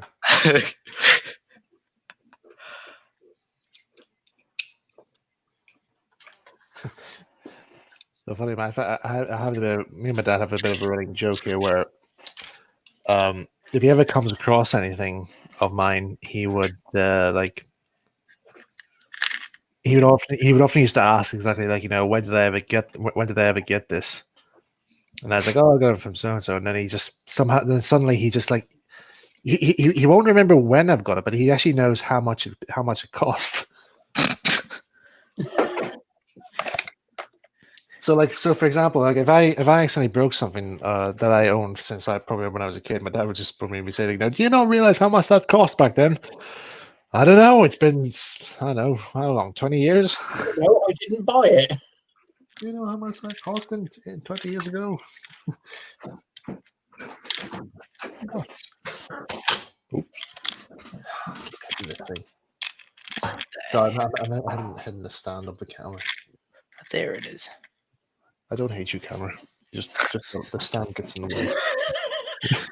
I don't hate you, camera. I don't hate you, camera. It's just your stand gets in the way of my feet. Comfort it. Okay, Make it feel better about itself. Yeah. Here, have a jelly baby. Make it feel better. Try one. They're Tesco's. Oh, no. There's one Transformers reviewer I follow on YouTube. Use awesome Transformers reviews. And he played that gag once. He had a go at his one of his recording cameras and then pretended for it to pan away, all upset. The cutaway is him having to comfort it. Well, everyone's taught that came in the mail. Oh wow! So if I could get a light in here, give me a minute. Let me turn on the light. All right. Hopefully that works. Still doesn't. It's a lumber yard essentially. Aye. Oh. Got to weather it up a bit. Hopefully it will better. Still good though. There we go. And I can put that down there. Is that N or HO scale? HO. Okay. HO scale buildings and double scale buildings. I usually put those in the background. It's not gonna barely tell the difference. Oh yeah. I actually made a bit of a discovery that the Revan Orgy's models, like his early ones, like Thomas and so forth, they're actually in HO scale. Oh. And not double O. Because like when the company Stuart Repap did their brand, they actually made all their models in HO scale. So you had like HO British Outline. Interesting. Because it was the right scale for the track. Oh, scrap Thomas bodies.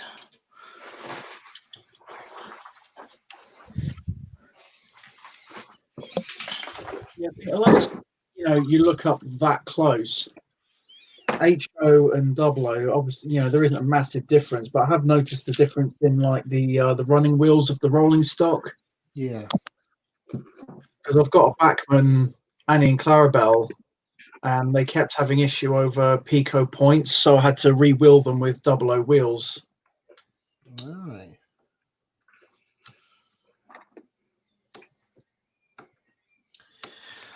Yeah, I must remember at some stage is to get that trying wheel conversion video sort out. In fact, there's a lot of videos I have promised I will try and get made, like the Toby build. I really do want to get that made, but right now I can't. Mainly because I need to gather up all the parts again.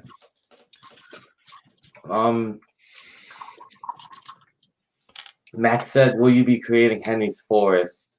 To me, because of the lumberyard. Again, I don't know what I'm truly doing right now. I'm just looking at my stuff and see what can come up about it in terms of video making.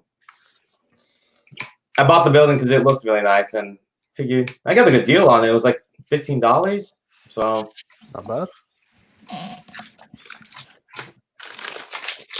Bought it because you liked it. yeah. Oh yeah, Michael. I don't know if you remember, but I think it was last week or the week before we were talking about that the Clockwork Thomas, about the different bodies, the Uh-huh. different shells. I found there's the chassis from the one I was talking about. Oh, that's from the old. Yeah, the birdie set where everyone uses. Oh, the plastic rail set. Yeah, the plastic set where I've cannibalized the Annie and Clarabelle for my own purposes for HO. I remember actually getting that set when I was a kid. Those coaches are perfect to use for Annie and Clarabelle if you decide to do HO. Now I remember having like the really early one. It had it was a little four-wheeled Clockwork Thomas. Oh yeah. No. Sorry, I'm wrong. It's not the Clockwork one. It's where one of the coaches had the motor in it, not Thomas. That's the set. Yeah. Yeah. Annie But it was like really, really old version of it. And I I've remember, actually still got my birdie from that set here. sorry. No, I remember one time. This was when I was really little. Someone decided, in their temper, to stamp on the bridge and snap it in two, and I was really upset. God. So, I still have the birdie from my old set there. He's missing his face and radio, but Bertie Stan's face. yeah. But the other day actually, I stumbled across and I thought to myself, like, I wonder if I can get this working again. And so I spent some time working on it there and did a bit of a cleaning. And it might not run all that well, but it runs all right. It lives. He lives. But he starts off quite good because he starts off like slowly and then he just speeds up and I'm like, that's pretty cool. Don't mind me, I'm dropping an orc. Sure, don't worry. Or shit, you're not dropping him; you're just improving him. Yeah. See, it's like I still find this quite funny actually. With I wish to God I used it. I saw Adventure Time when I was in school. Because when I used to get bullied and out there, bullies just to punch me in the face and so forth. I wish I actually had seen Adventure Time before that, during that time, and would have said the quote, "Stop!" Was it like, "Stop punching my face? You just make it look cooler."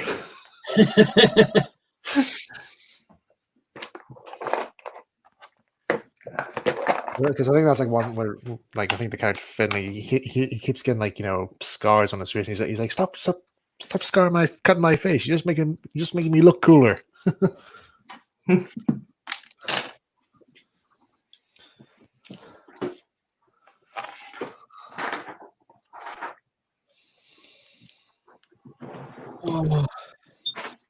Really hope my Games Workshop order turns up soon because this Mephiston Red is nearly run out.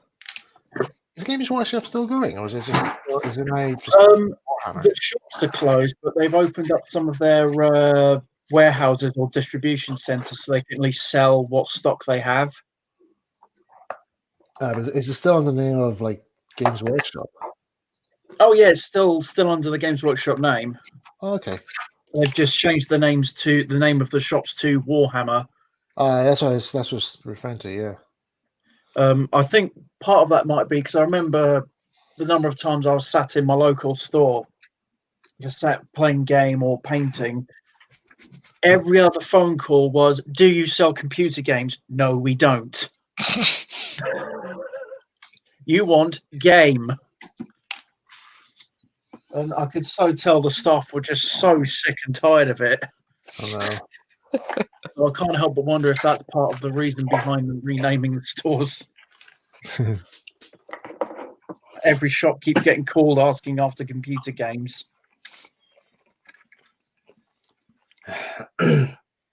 Well, I know I'm definitely going to use this motor in a future project. That's the one from the Annie we were talking about. Oh yes, Oh, yeah. that noisy thing. Yeah. Moving the lads over here that way. You don't get crushed by the other parts of this kit.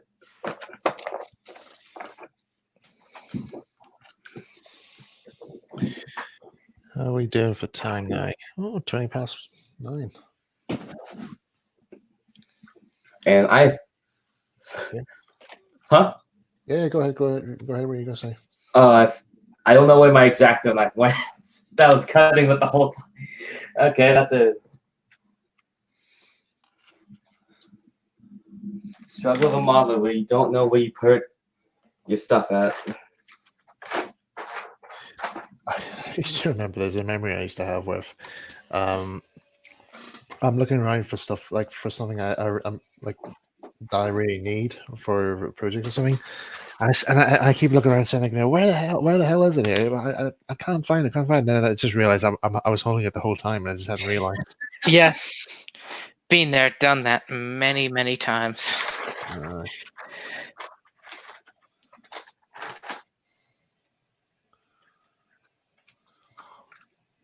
Yeah, it's a bit like the same thing where you've had something literally in your hand, you put it down, and it's sat in front of you, and then you think, where the hell did I put it? They're in front of you, stupid.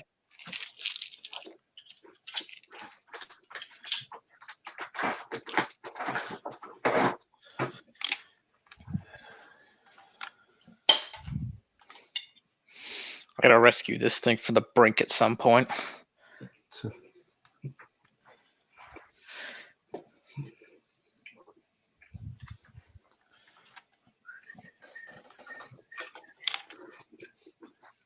Yeah, that Thomas and Bertie set and all that. I remember I kept the track to use with the Ertl toys, but for the actual like train and coaches and that, I have no idea what happened to them. Yeah, with mine, like, they just sort of like just went into all these different boxes and then just got lost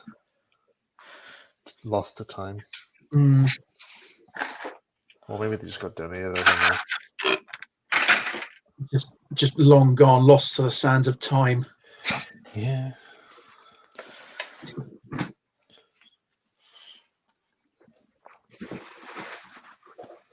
It's like the original bed set. I did used to have one, and when I told my parents how much those things are worth now, they kick themselves for throwing it out.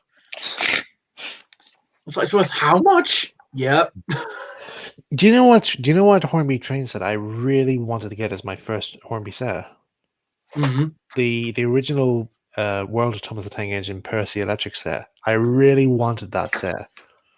Was it the circus set or was it a different No, set? no, it was I think I've got a picture of it here somewhere.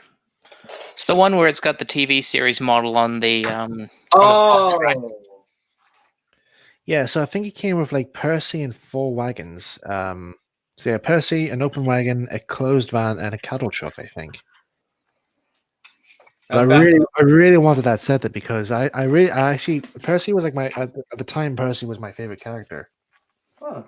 When I was a kid, because the VHSs I had, my favorite one had Percy's Predicament and Percy and Harold, and I actually wanted to get a set with Percy pulling some trucks because I just liked seeing Percy pulling trucks. That's a signature thing, so I don't blame you. Yeah. I don't know. Followed up by an accident, but Yeah. Well, yeah, I suppose, but Doesn't he have like the worst safety record in the whole railway? yeah, he's like I would. the king of Yeah. that. Somebody wants nicknamed him. Yeah, I had to think about that for a minute. Let me see if we can just get the picture up here. Yeah, this one. Yeah, so this is the set here I was referring to. Oh yeah. Yeah, so so this was what could have been my first Hornby set, but my parents says no, we'll get you a Clockwork Thomas set instead. Okay, all Yeah, right. I reckon at the time, hardly anyone could actually, unless you're rolling in money at the time, no one could afford the electric sets. I know, but it looked so good at the time. I was so young and naive. Didn't know anything about costs and money. We've all been essentially Thomas when he first came to the railway at some point, right? Let's be honest here. But we thought we knew everything.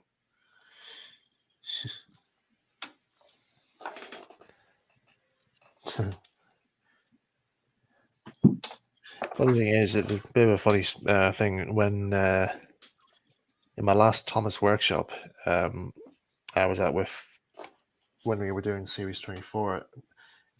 We know Sam Wilkinson's the railway consultant, but in the writers' workshop, they actually asked me. They actually asked me the question, saying, "Has this ever happened in the show before, or can this happen to this? Has this character done this before?" And I had to go through my mind trying to remember all these episodes where this character had done something. I was like, "Well, I don't know, maybe he could do this, or I don't know, probably do that."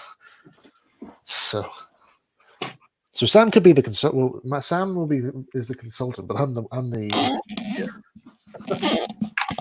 Ooh, squeak. oh dear. I've had that young lad down the railway club who was also when he found out I was one of the Tugs Trust guys, he was all excited, bless him, and he then started asking like what's my favourite Thomas episode of season, I don't know, 9 or something. It's like, I don't know, I haven't watched it. I mean, if you asked like me about seasons 1 through 6, I could give a good answer, but I can season 8 and 9. That's kind of hard. Yeah, I would have to probably rewatch all those episodes again to try and figure out my favorite. Because that's the thing, I stopped watching it very shortly after season 5. The peak. What some might call the peak. I think. Oh, May hasn't turned up. Oh, where is May? Actually, hold on a sec. Where's my dog? Yeah, we need the dog. Where's May? Hang on, put my camera up here so you can have it on screen. Hang on a sec here.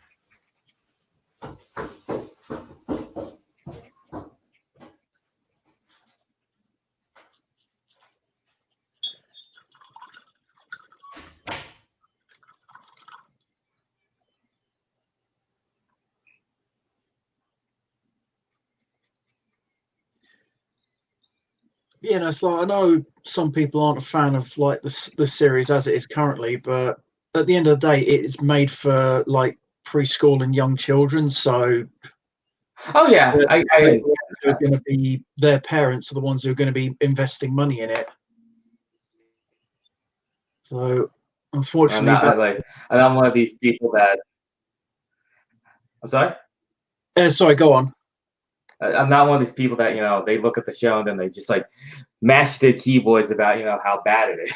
Like it's fair. I understand the age demographic that they're going for.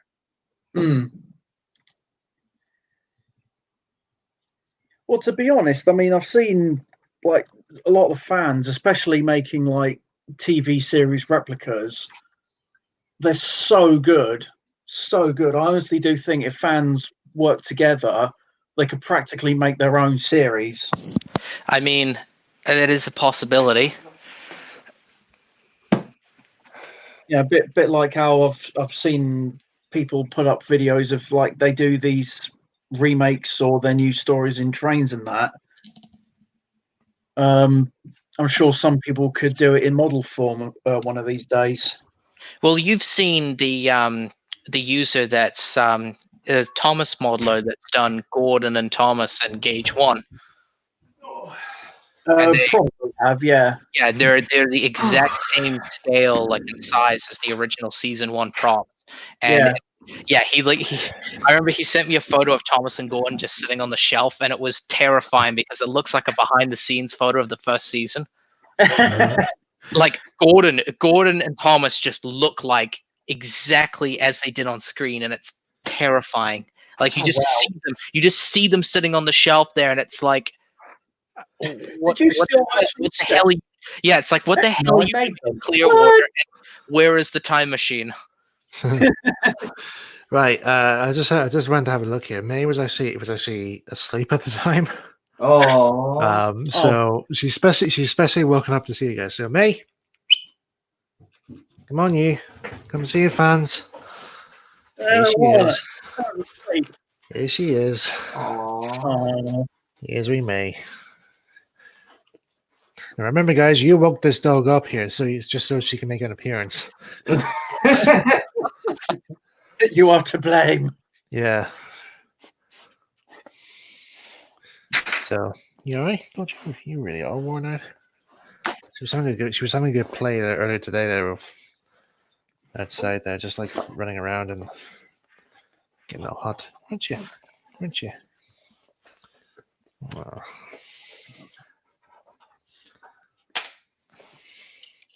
So you want to wave hello to your friends?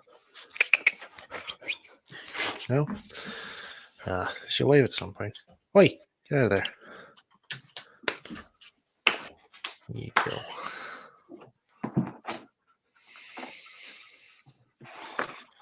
Okay. Right. As the folks in the chat, have you had your fill now of seeing May, or can this dog go back to bed? She looks so loving. I know she is. You are. You're a good wee dog, aren't you? Yeah.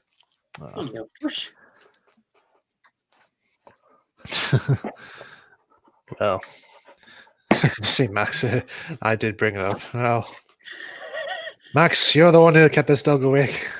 Oh, look at that. We got a cat there. Look at me. Look, it's a cat. It's a cat. Where's the cat? Where's the cat? Nah, she's not first. All right. Come on. Let's get you back into bed. All right. Come on. Let's get you back. Yeah, he's a good girl. Lovely dog.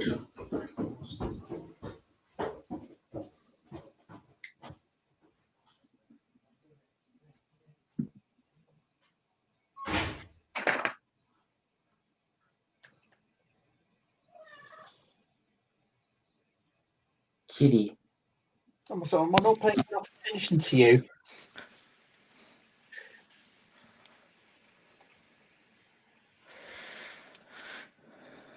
Oh yeah, there's the station platforms. I forgot about them. I need to put some like proper plastic hard brick on them, but Something wrong? that weight piece was stuck to them. But yeah, made in woodshop class years ago.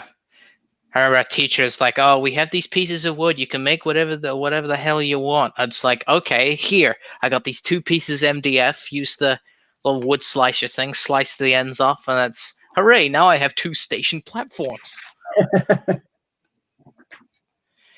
They're nowhere near nice. I did have Thomas with me, so I was able to scale them perfectly because I was gonna sand them down. So it would have been a pain in the butt bring them home, and like they're. And then realize it's not right. Yeah, it's like that, and they're like Thomas is sitting here, and then like the platform goes like up to here. It works. I scaled it next to track, and he's only like just like a little bit higher when the track's there, so he sits at the right height relatively. Oh. And why are your wheels locked up? Why are you no work? Yeah, why you? Oh, that's why, because the motor's sitting there. That's why. Bugger. Yeah, motor's in there. I didn't think it was, so I was trying to freewheel them.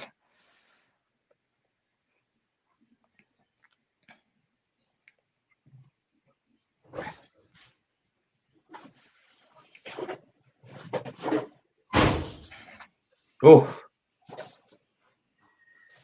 Look at the bang.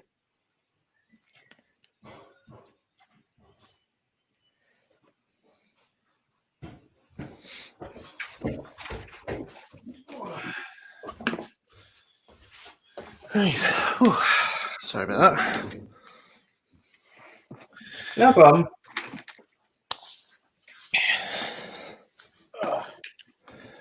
Speaking of replicas, I know it's not progressed a lick since since I've taken pictures. Oh, Huh. Tug. Boat. It's a boat. hi. This is boats. It's like what do you call it? That episode of Courage the Cowardly Dog when he's trying to break out this duck who's about to be killed, and like he just does the Arnold Schwarzenegger voice. Doc, what do you want? Doc.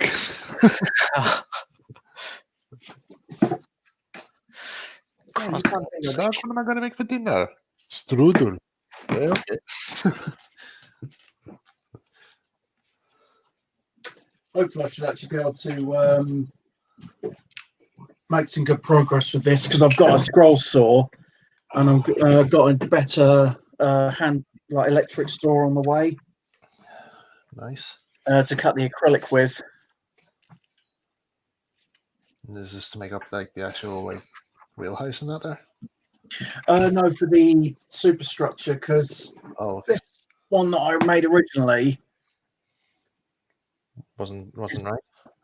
yeah, it's not quite the right size, but it's not it's not the method that's the problem. It's the thickness of this. Okay. So if I use slightly thicker acrylic, it will then be the right size. But when I make the new one, this is going to go up on eBay or something because I've had a few people interested in buying it. Okay. So Max is saying here I should have got a pug dog and called it Ginty. Now I will. People might hate me for this here, but I actually don't like pugs. I mean, I'm not a big fan of them really, but I'm more of a border collie. I'm more of a border collie man myself really because I just find them more enjoyable really to play to have as a pet. That and I'm a big golden retriever guy. Well, yeah.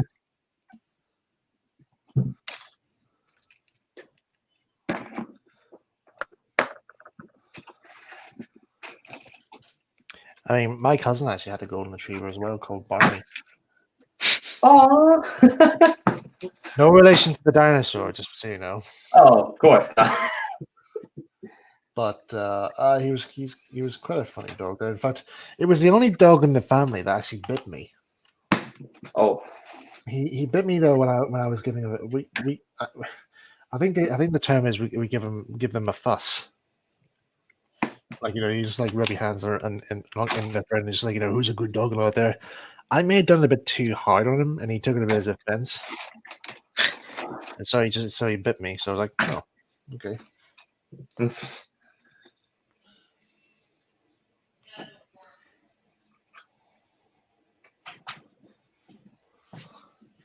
I'll not do that. Not do that again.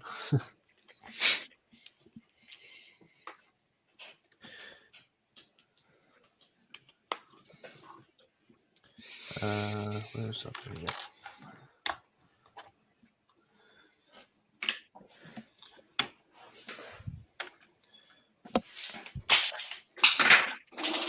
and I just knocked over a whole bunch of more stuff onto the floor. Hooray! Are you going to do any modeling at some point? Because I mean, we've got like less than half an hour left. Oh boy. Might as well, since I'm here at the table. I've cleared it enough that I can actually do something. It'd just be funny. It'd be funny. Like come the time you actually start doing modeling, you're like, right now I'm all ready. Let's get started. And thanks guys for the model school. Goodbye. Oh crap! God damn it! Another day wasted. Oh no. What was that episode of you ever watched the Mr. Bean animated series? I used to I remember it on TV years ago. It was really it used to play every morning at home during 2003 around that area. They brought it back there for a new series. Huh.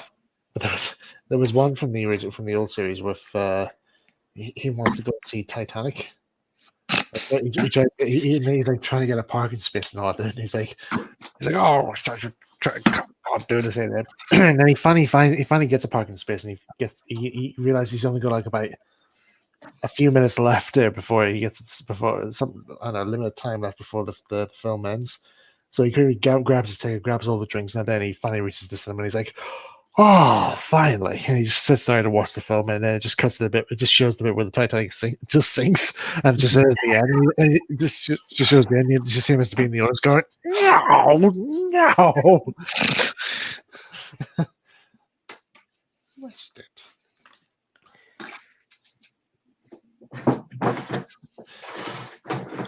Okay. Throughout this whole stream, everything has been cut out. It's like me when I was actually making one of my houses. It's like I spent the entire stream cutting everything out. Bloody signal gantry. Now I can get to the fun part in building it. Thank goodness. Right, what are the steps in this?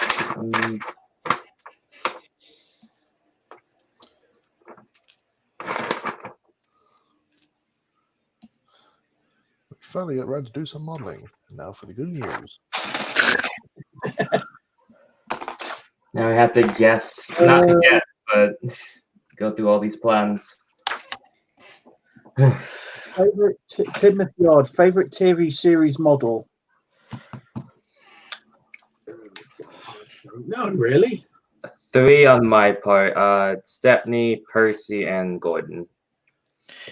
I mean, to me, it's sort of like asking who's your favorite child out of the family.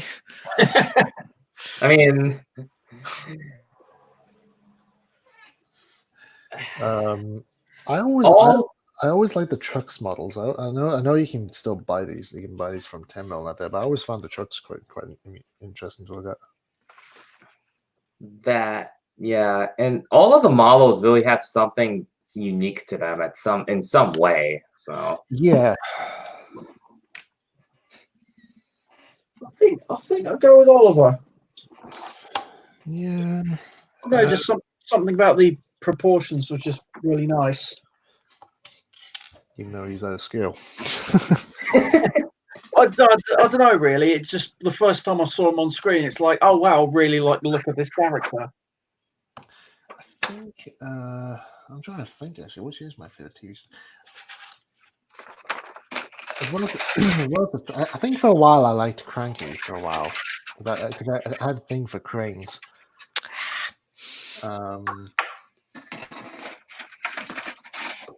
first non-railway series character to come to the TV show. Good pick. Well, you know, this is childhood me, but for now I love Edward. I love Edward. I like Edward and James. TV series, I like their models. They're quite good. That works too.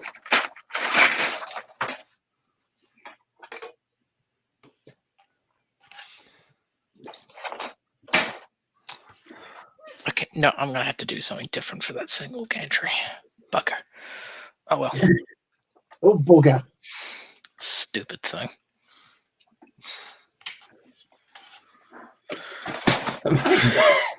I still find it funny in like I don't know you guys have ever seen it. There's a show that on children's TV called The Clangers. I'm The sure clangers. yeah. Yeah, I know about the clangers. Oh, okay. Well, I just find it funny because like there's actually a clip from one of the old episodes where a clanger actually swears on screen, and nobody realizes it. Oh no. Yeah, so basically, it basically is just like when it tries to it just has these this main door or something to their house is opening, and then it just stucks, and then one clanger comes out and just does little whistling noises. But all of the postgate is actually translated actually because apparently all the clangers episodes were all scripted, and they actually had to act out the lines through whistle. I thought that's quite good. But the translation was when this door gets stuck, the clanger does a little whistle, and it translates as "Oh bugger, that bloody door's stuck again." and the funny thing is, like when they brought when they did like new versions of the toys with like little sound chips in them, they used that audio. so every kid had a clanger that actually swore, saying "Oh bugger, that bloody door's stuck." He's saying, "Oh bugger." Yeah.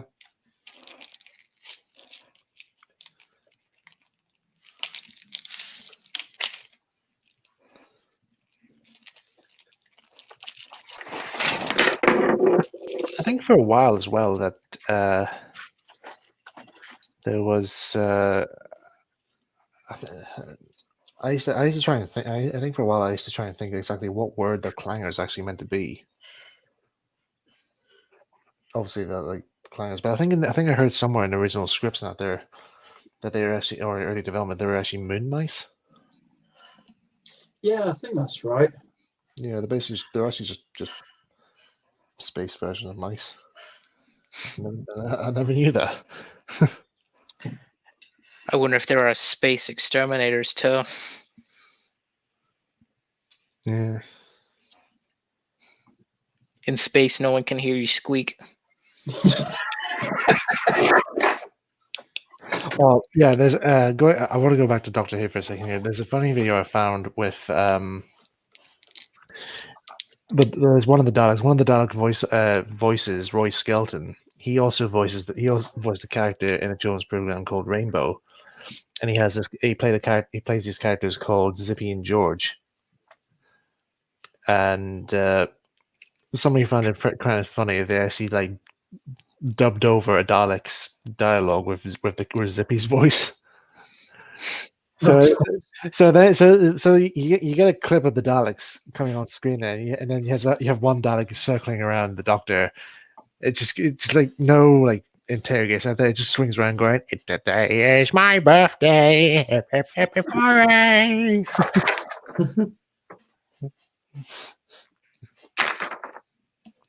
Then like whenever a Dalek's like killing somebody off, it just dubs over with Zippy's voice in there, and you just hear him saying again, "Oh, you spoiled the surprise.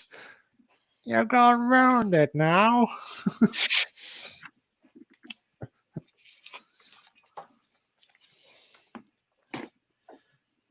I must try and also. If the clangers are moon mice, do they have any relation to the biker mice of Mars? Oh no!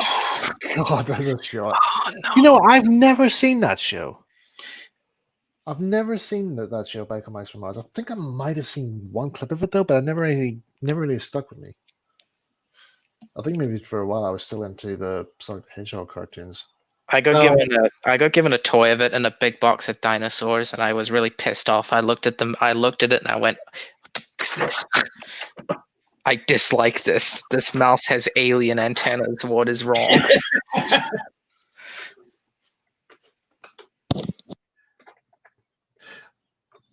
Oh yeah, I actually remember the first ever like Sonic the Hedgehog cartoon I saw, and for a while I actually disliked him. I actually really hated Sonic, and for the show I was watching, I actually can understand why. But it was Sonic Underground. I first watched. If any of you guys ever seen that? Yeah, that would explain why you didn't like it. No, I didn't like it at all. But then I saw Adventures of Sonic the Hedgehog, and I actually found it a bit more enjoyable. And then I saw Sonic Sat AM, and I was like, yes. Wow, it's a Sonic cartoon that's good. Yes. Funny, because like earlier on, whilst I was doing some tidying up there, somehow the memory of watching the scene where Robotnik's assistant Snively was who do you call the French guy? Antoine. Yeah, he's torturing Antoine by making Escort go. Making Escort go. And now for butter. Yeah, oui, butter. No, Margarine. Ah, You've been torturing with.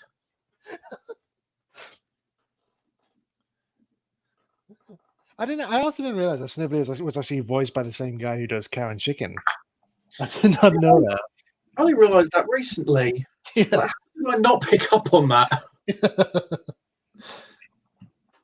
But he's been doing that. He's been doing like a lot of like voice commissions and out there. I think from on Twitter. Mm. So he does like Cow and Chicken. But I find actually the characters who I like the most that he voices is like, well, of course Snively. But I like him as the red guy and IR Baboon. Yeah, I think the red guy. Oh no! Hello, ladies. There. Some paints. Let's get a little bit of water.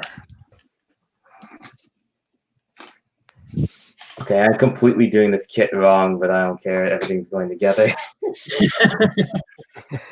I pretty much said screw the script, dude. Like, this whole thing, and I'm just doing what I can. And it's going together perfectly. So improv. At the end of the day, it's your model. You make it work how you need it to. But the ones I'm making here, these are actually made for Gavin, so they're on special commission. I'm sure he'll enjoy them. Are you gonna add NWR on the side? No, he wants these. He wants these sort of like the Farquhar wagons. Oh, so he wants. Yeah, he wants them painted red and have the FQC on them. Lord Farquhar. The funny enough, actually, I made a bit of a discovery and actually like looked up like what kit the Reverend used for his Farquhar wagons, and for a while I actually thought it was these ratio kits, but it wasn't. It was actually the Pico Wonderful Wagons kits, and it turns out that I'm trying to remember which private owner wagon it is, but it's a red liveried one, but apparently it has Enofa in the name. So he basically painted out all the other words in that day to make it spell out Enofa, and also to make up the Farquhar Quarry Company. I think it's the BQC wagons. I think it's what it is. But yeah, I know. If anybody looks up, like I think Hornby does those wagons as well, both in red and other colors. But yeah, if anybody looks up like Hornby BQC wagons, you might find the ones you mean. And then if you look carefully underneath in the middle section underneath the queue, you can actually see the word Enofa, as in Enofa stories. So yeah, those are the wagons that if anybody wants to recreate those, that's the wagons you need to get. If I have the money. Yeah, have the money. Yeah, that's for the ready to rock version. But like, if you want to get the kit version, well, bad news, guys. Pico have now discontinued those kits from this year. Because I mean, I actually contacted them actually asking like, do they still have this wagon kit? Do they still make these wagon kits with this livery? And they says, oh, we've stopped making them now. Bugger. Yeah. Max, no, they don't make the wagons anymore. Though they do make they still have the oil tanker ones, but it's now been moved over to the Parkside Dundas things. That's why they stopped making them there, because they've bought the Parkside Dundas kit reams.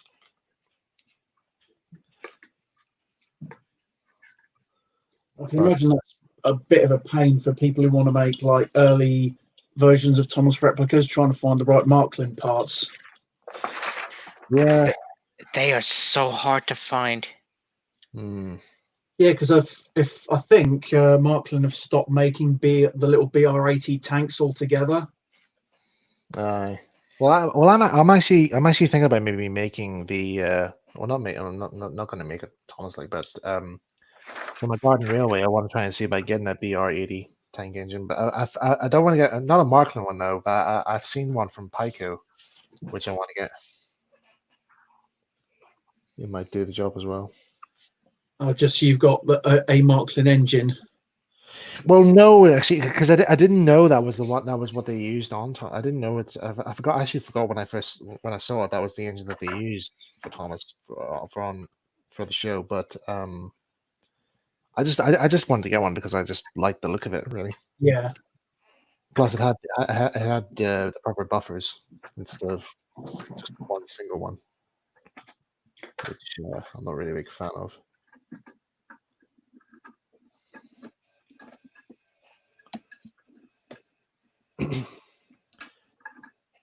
Mind you, my Garden Railway is still all right though, but it's like it's just that for a while I had issues with like track power and so forth there. But when I got it fixed though, the DCC controller blew up. Ooh. Well, it didn't blow up. It just burnt out really, and it had to do it at a specific time when I got the last track connected up, like for the return loop. One of the return loops I had, when I finally got it wired up, I had it wired up in the correct format, and suddenly it just burned out. I was like, oh. It burned out and refused to reset. So I was like, great. Now I'm on the hunt now for looking for a brand new one. Because I mean I've gone through all that trouble. Like I just want to have a Garden Railway that works. Yeah. Well, I think if I ever had a Garden Railway, I'd have to go with battery power. Yeah.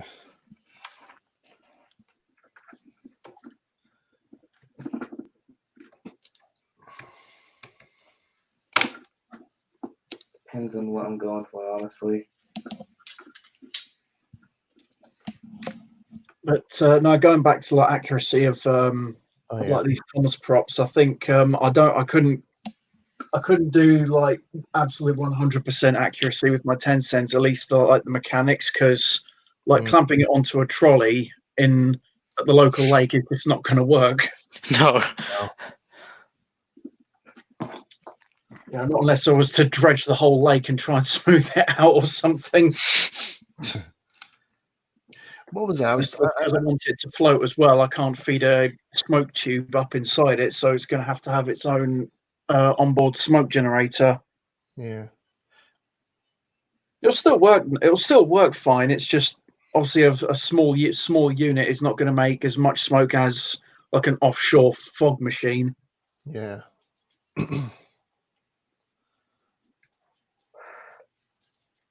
Here's me blowing on the glue just to.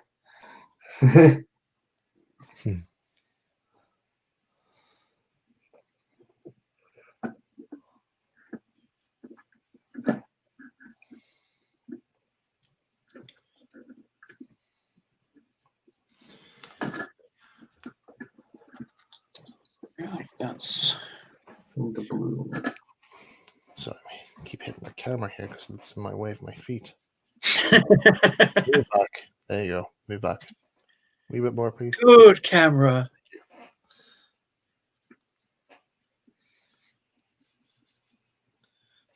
Are you being good, camera? No, Michael.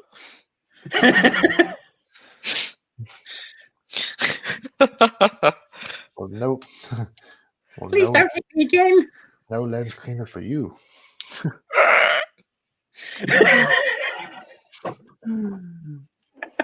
No. Oh, my lens cleaner. My whole vision will be fogged up.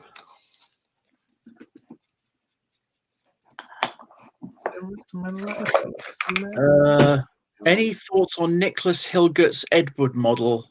Oh, that's really nice. I remember. I actually remember seeing it there. It looks really good. I think I'll have to try and find it because I don't recall seeing one of that name. The one thing I actually remember from his videos showing that model being made was actually the background music. It's that supermarket music. Oh right. But I just find that tune so good. In fact, I actually went out of my way to try and find that tune just to have as a backdrop noise whilst I'm working.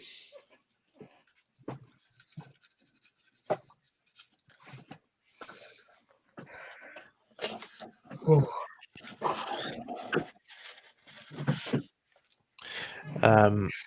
yeah, which reminds me. Well, earlier on, I said I was doing tweets of Postman Patton out there. I'm actually going to have a go at revamping my composition of or cover of the traveling music heard on the show from series 1. All right. Because funny enough, yesterday I actually found a MIDI version of that tune. Somebody did like a MIDI version for a piano, and I was like, okay, it sounds okay, but it could be tweaked a little more. So, I've downloaded there. I'm not going to say where I got it from, but I'm going to tweak it slightly to make it sound a bit more better. The bowels of the internet. People are going to be like, saying, like, please tell us where it is. We want to Dog down the trapdoor.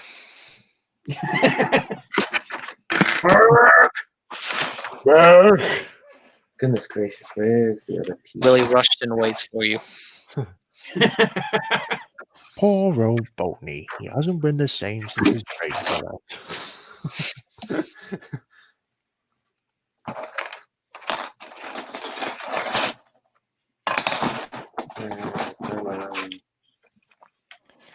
Poor old Boltney. Needs his eyes checked. That reminds me, I must find him.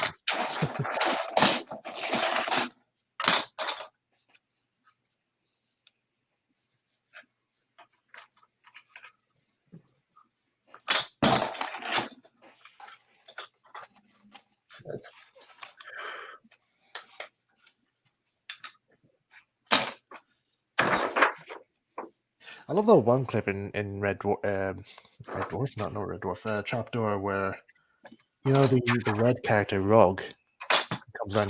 He just has his own wee day out around the castle, and there's one bit there where he actually Burke just loses his temper for him, and he just hits him, and Burke's like, "That hurt," and he just like chucks Burke out of a high window.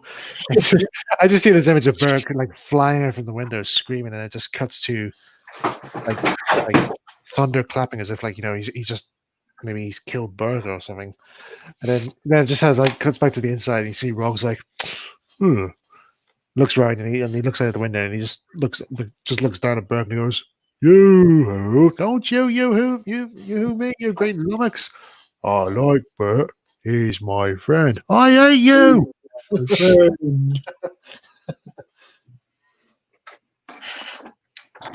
friend. I hate you. In fact, he just casually backhands Buck and throws him out the window. In a sort of murder fashion.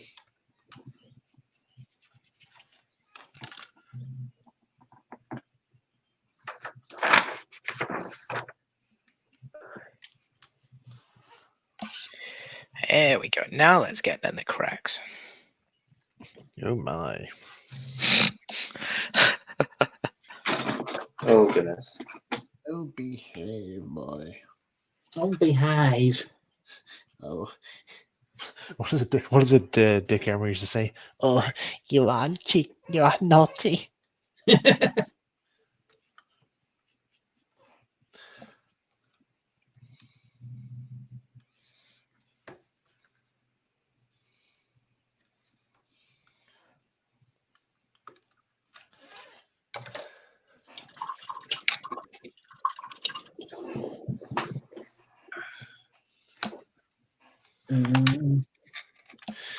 I think I might extend the stream until about 10:30 this time because we started late. Rightio. You hear that, folks? You get half an hour more. Yay!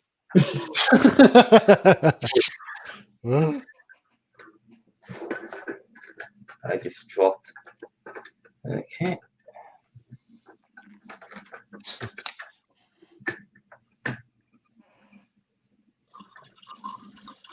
This is going just wonderful.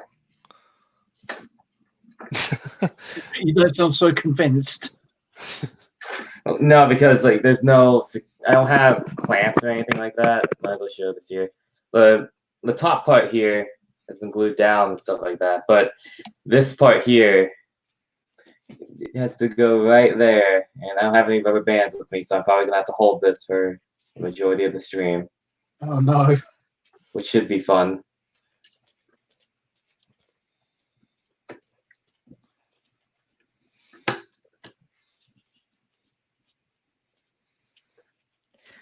There we go. These 2 tunnel portals have only just started the weathering, but that's the first stage done. Cool. Now to let them dry. But what I did is I took the base plastic and just put it like a black wash over it first to bring out the details of the bricks. And I'm going to go over the brown, the gray, and then age them up a bit more. Yeah. Right. I always do, like, every time I'm doing my painting models and or like buildings out there, I always spray them with a black primer first, and then just dry brush all the texture. Yeah.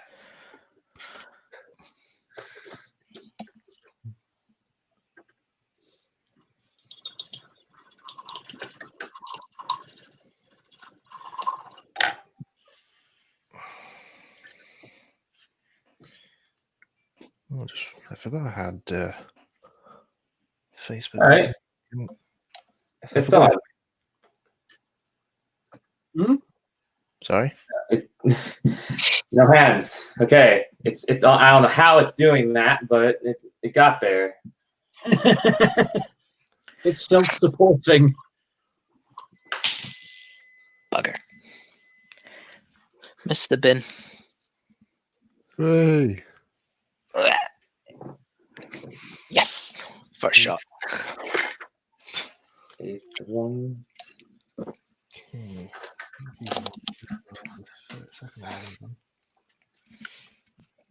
Right, I need to close Facebook here because these guys are sending messages to each other and they're distracting me.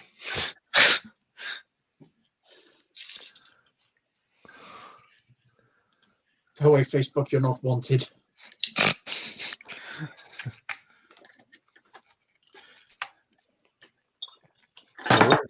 The only thing you're good for is that you make me contact friends who I actually do want to talk to.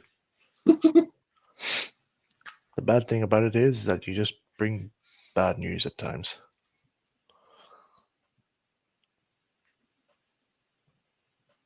And that's why I don't read newspapers. Or at least not physical ones. Everybody knows that the only reason why we buy newspapers is so we can use them to make hills. Yeah. Pretty That's much. That's probably like the only life the life goal for a newspaper. To be used as hill making material or for spraying on. Yeah, or to become a papier-mâché mask.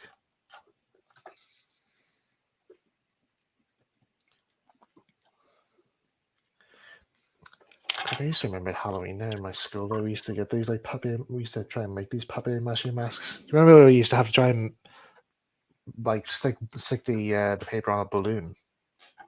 Oh, that. That Yeah. was a pain. I know and they always turned out bad. Yeah, they always did. I remember one kid there. He got too ambitious, and he wanted to try and use a page 3 girl for the eyes. That took a while there for Ben to get that one. CJ Productions. Facebook is like a fridge. You know there's nothing new in there, but you check every 10 minutes anyway. Well, no, he does. What, Facebook or the fridge? Both, I suppose. Okay, this thing's taller than I thought it would be. Not that was a bad thing.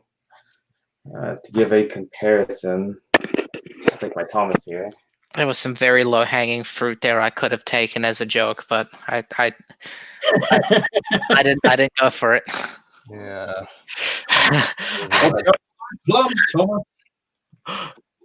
There you go. Works. So is this going to be like representing the ones from the hit era ones, hit era cool towers, or is it going to be like from series 2 type? I want it to be a CGI, but it's in the model realm, if that makes any sense. Okay. Because CGI stuff has great potential to look like something out of real life, man, especially buildings. So decided to bring some of them into the model realm. Oh, might as well continue gluing this. Actually, got me considering doing Thomas Percy and Nicole with this thing. Actually, Mind you, what was that? I've seen somebody actually did do Thomas Percy and Nicole with models, and he used like probably like an American style coal hopper. But I think he actually had he got one that actually did like pour coal into the wagons, and he did the episode remake, and it actually looked really good. It took a while for Thomas to actually get properly buried in the coal, but it was still really good to watch. I would love to see somebody remake the Railway Series version of it, where it's not as action-packed, but it's still like effective. Where that the door opens and then Tom just gets bombarded by Yeah, coal. because I tried doing that some years back there, but I didn't have the software at the time to actually create the effect. But since when I got Final Cut Pro, I actually found that file and thought, yeah, let's give it a shot. So I actually made it so that it looks as if like the coal burst out when Percy hit the buffers. The impact was so much it actually burst the door open. It's not a really good video, but it was just to try and make use of that footage.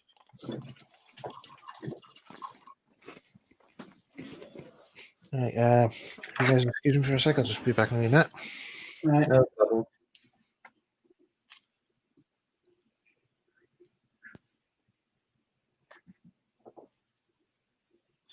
And now he is gone, we shall commandeer the stream. Yes. We're taking over. It is ours now. Let us run free.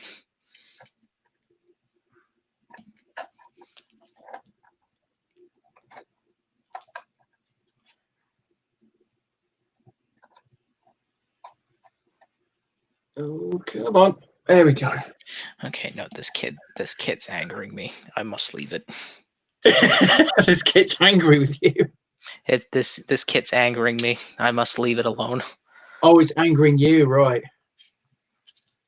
Now I understand why my friends never liked making those kids.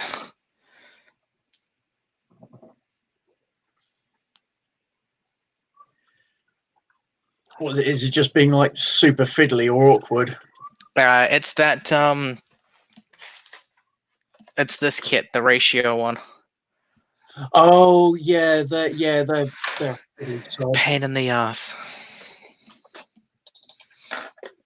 Yeah, I built 3 of those. I need to actually go back to them and redo them a bit. But yeah, they're not the easiest. No, not at all.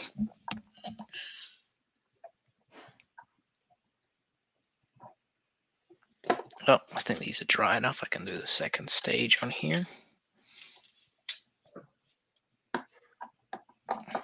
Ironically, I found bloody Gundam kits easier than those coaches.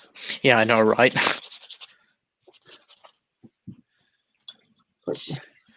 Could you not make this kit more user-friendly, Ratio? Exactly. No, let's make it overly complicated.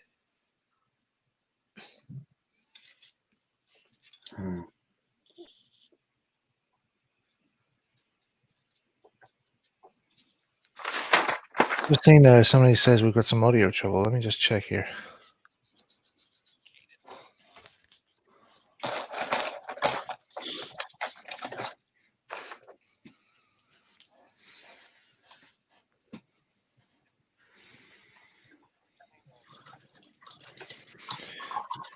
Right, I just checked it here. It seems to be working fine for us here. Maybe it's just your maybe it's just your headphones in it. It's strange. Have you tried turning it on and off again? Yes, several times. Oh, what does this button do? No, sir, don't touch that one.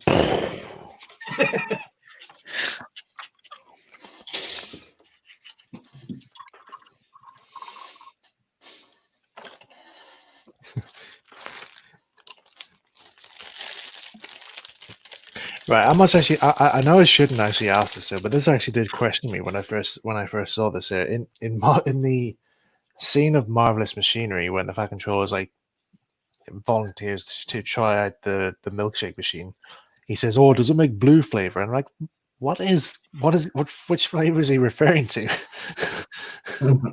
Maybe he's referring to the Star Wars milk. Oh, I thought that was green. No, it was blue in the first film, blue milk. God only knows what it was supposed to be. Oh, I'll tell you what though, when I saw Luke actually milking the thing, Oh no! that literally put me off for a while. I was like, oh no, that's an image I don't want to see.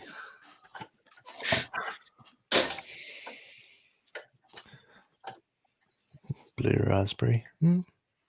Well, yeah, blue could be raspberry, or it could be bubblegum. Who knows? Maybe it literally just did taste of blue. You heard it here. The Fat Controller can taste colors. Skittles were right. Skittles were right. You definitely can't taste the rainbow. It's like the bit in Futurama where Fry gets his memory wiped by a nibbler and he says, "Did everything just taste purple for a second?"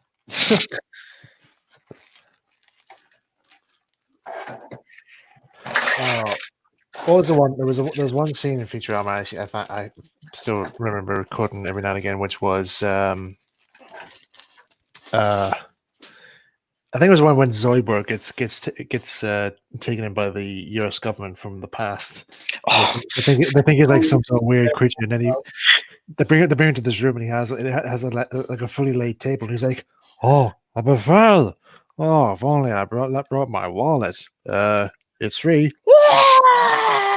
It's just down far as the whole thing.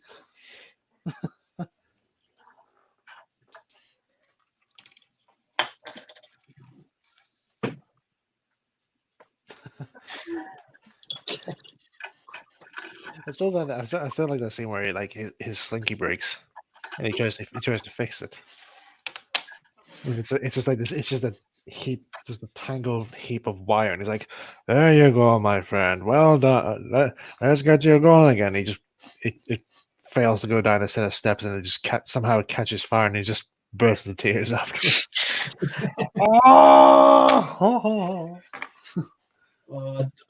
I just couldn't help but feel sorry for poor Zoidberg. I know. No, I used to feel sorry for Hans Moleman from The Simpsons.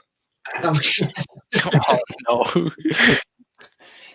I remember the one audio was like, what was it? Bart and Lisa were like yelling at each other, saying, "You're gay for Moleman! No, you're gay for Moleman!" And it just cuts to him, just cuts to Moleman. He just sits there going, "Nobody's gay for Moleman." Oh.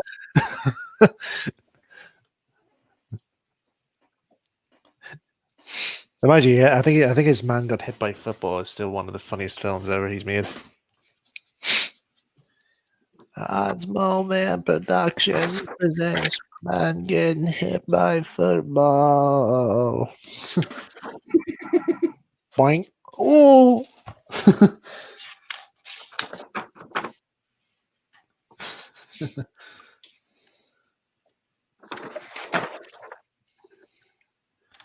The steamed hams meme when that was going around. What was your one?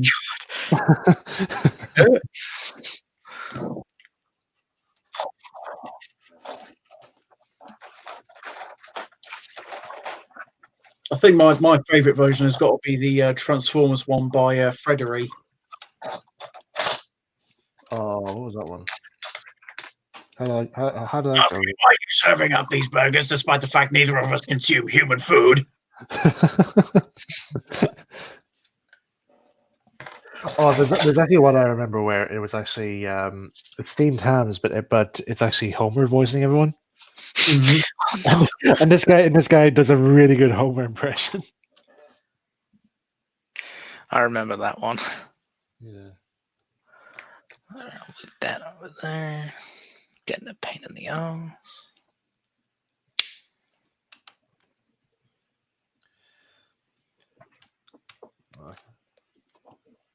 used to remember in my teens, I used to watch the ones with those animations made of Team Fortress 2.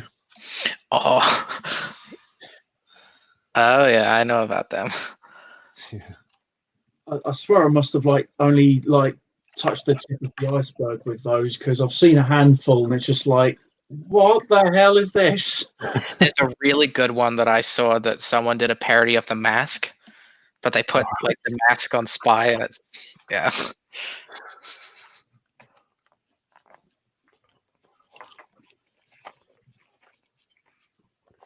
The one I liked the best was it's really a parody when Cupid appears in this on the scene during a battle, and he accidentally fires an arrow at both the spy and the pyro, and instantly they both fall in love with each other, and they get married and they have a kid, and they called him Spyro. And it turns out to be Spyro the Dragon.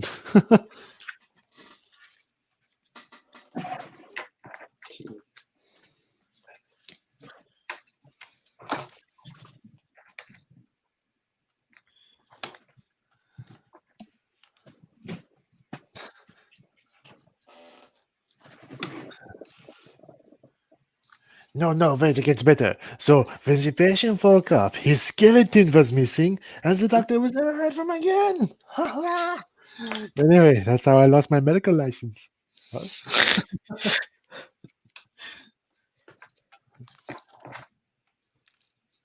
Archimedes, no, it's filthy in there. Now, most hearts won't stand this pressure, but I'm pretty sure your heart will. What was noise? The sound of progress, my friend.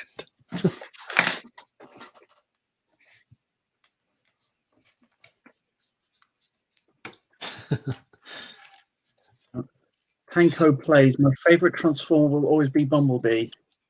There you go, Bumblebee. Mm.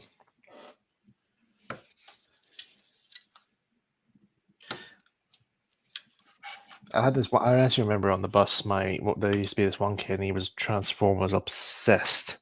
Okay. He was so obsessed, and he would not stop talking about Bumblebee.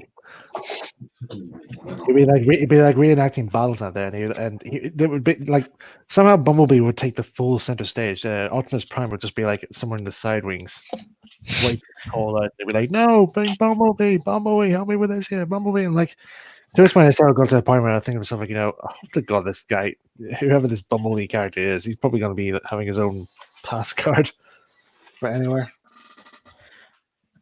And then Optimus Prime is just Bumblebee's backup dancer. I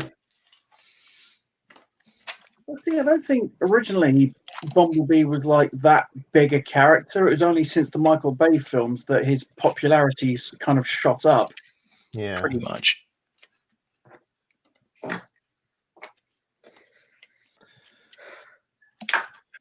Somehow the Transformers just somehow keep reminding me more of Robot Wars.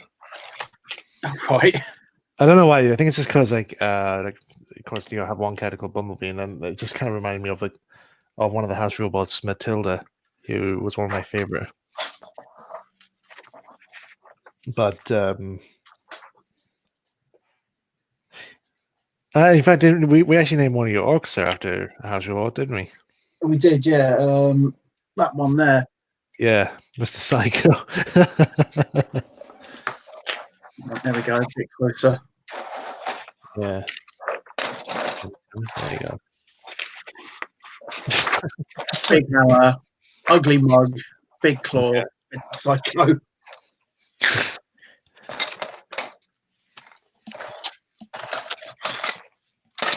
There we go.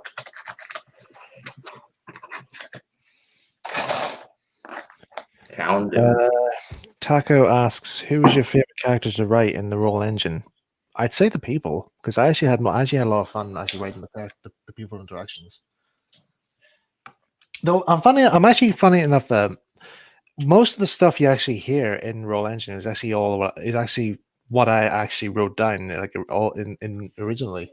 Because I thought there were going to be scenes that they were going to take out and swap around, but I'm surprisingly how much of my original work is actually is actually in the final item.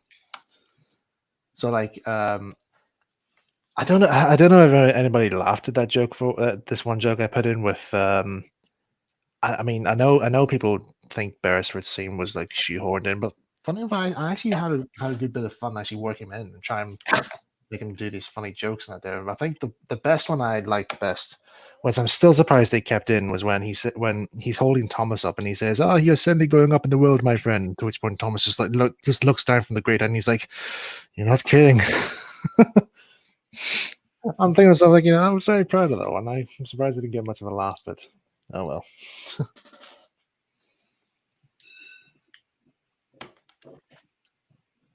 But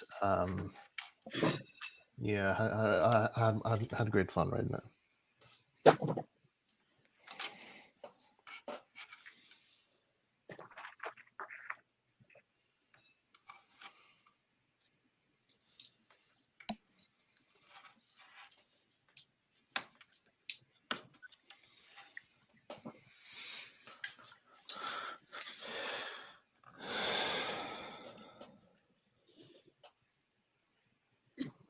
Ew. Bless you. Oh, that was a bit violent.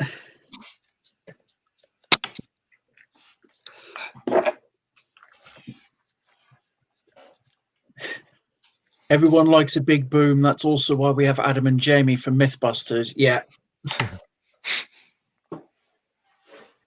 There, those tunnel portals are done. Very nice. Now I have something for when I do some end scale stuff.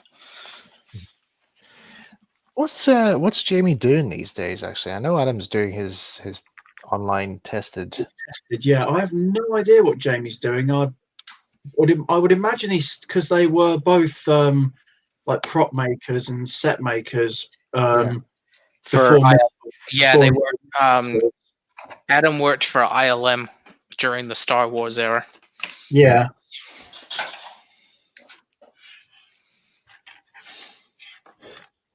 No, I'd imagine Jamie's probably gone back to what he was doing before Mythbusters, probably.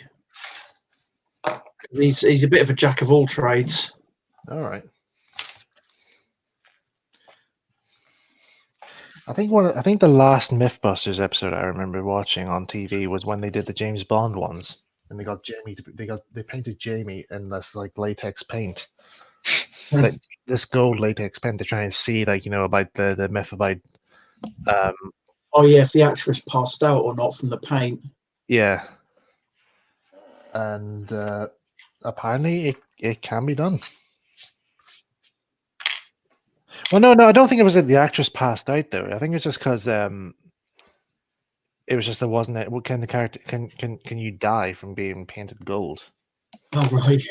I think that's what the myth was, and then they tested on Jamie, and he was painted gold for a good while, and then he just said yeah, I'm starting to feel a bit noxious there, and he's like, okay, there we go. You're losing oxygen. You may not die from it, but it's not good for you.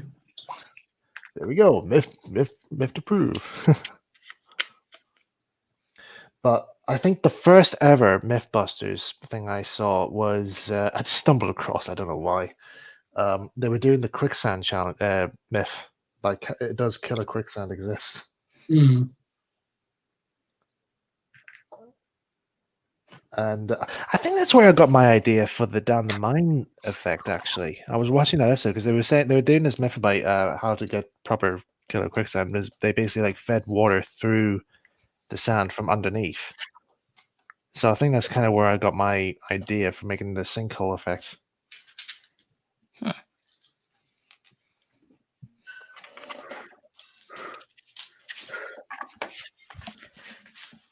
That's the stack of points I was talking about that I got. Oh, wow. Blimey.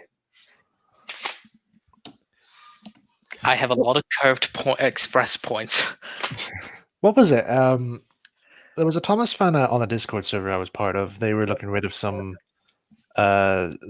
track that some 00 scale track that they wanted rid of, and they put a picture of what they had, and I was literally on the lookout for some more tracks for Brownstone Engines.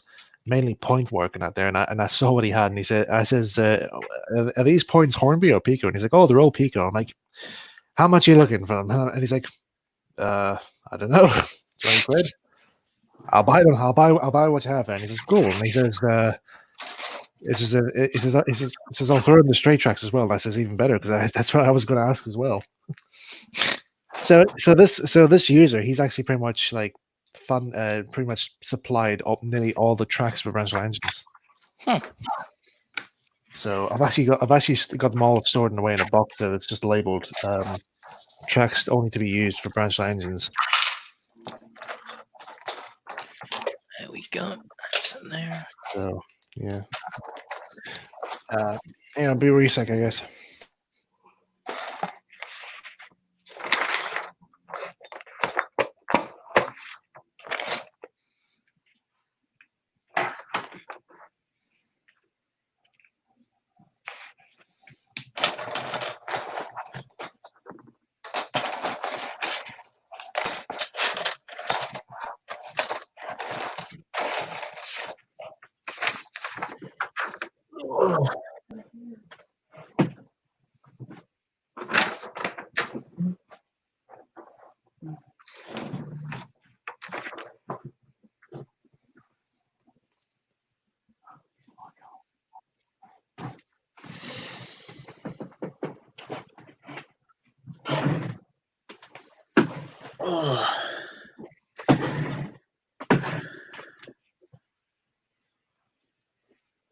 How's your guys' models going? Good, quite good. Good. I would say just missing pieces. Not missing pieces, just this a piece that I can't seem to find, which is great, as always.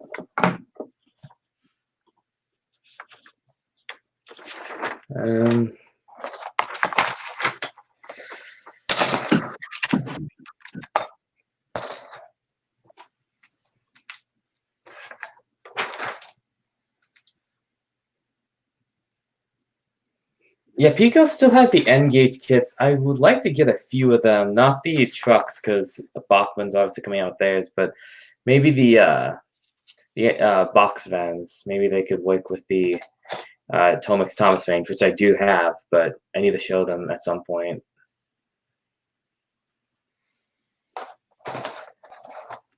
Was in like box fan kits, or just get like off the shelf ones?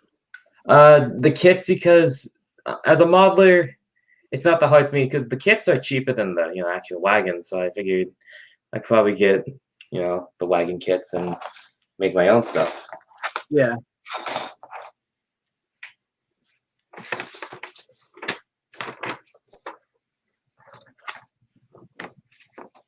Yeah, I think that's been my only issue is that when say you've got a kit of a wagon for argument's sake, but there is a ready then off the shelf one, and yet the kit is like more expensive. Exactly. You're like, well, why? It's still plastic.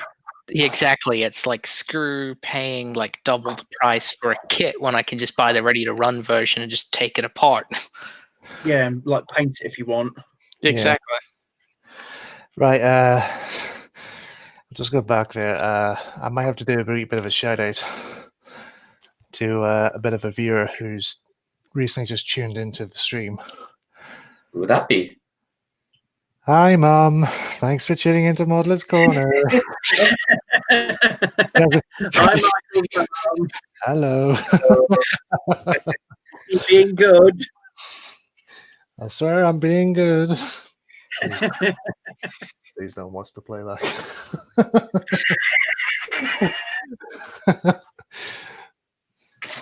He's not sharing us toys. All right. He's showing things to me.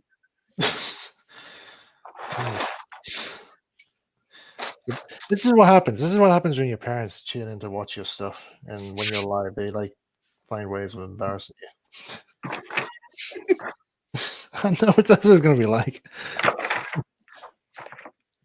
Oh, I'm gonna get. I'm so not looking forward to tomorrow. where the jokes come in.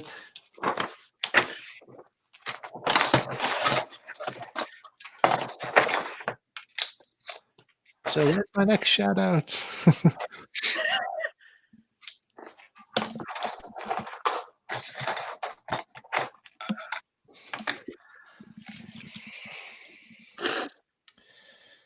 Oh well.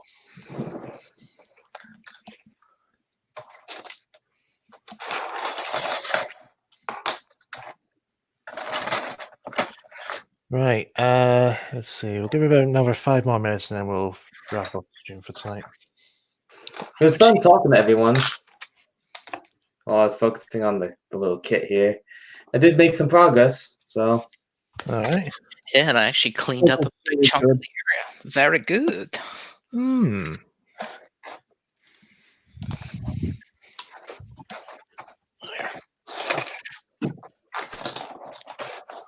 Try and get these axle boxes put in place, and then I can do the rest of it.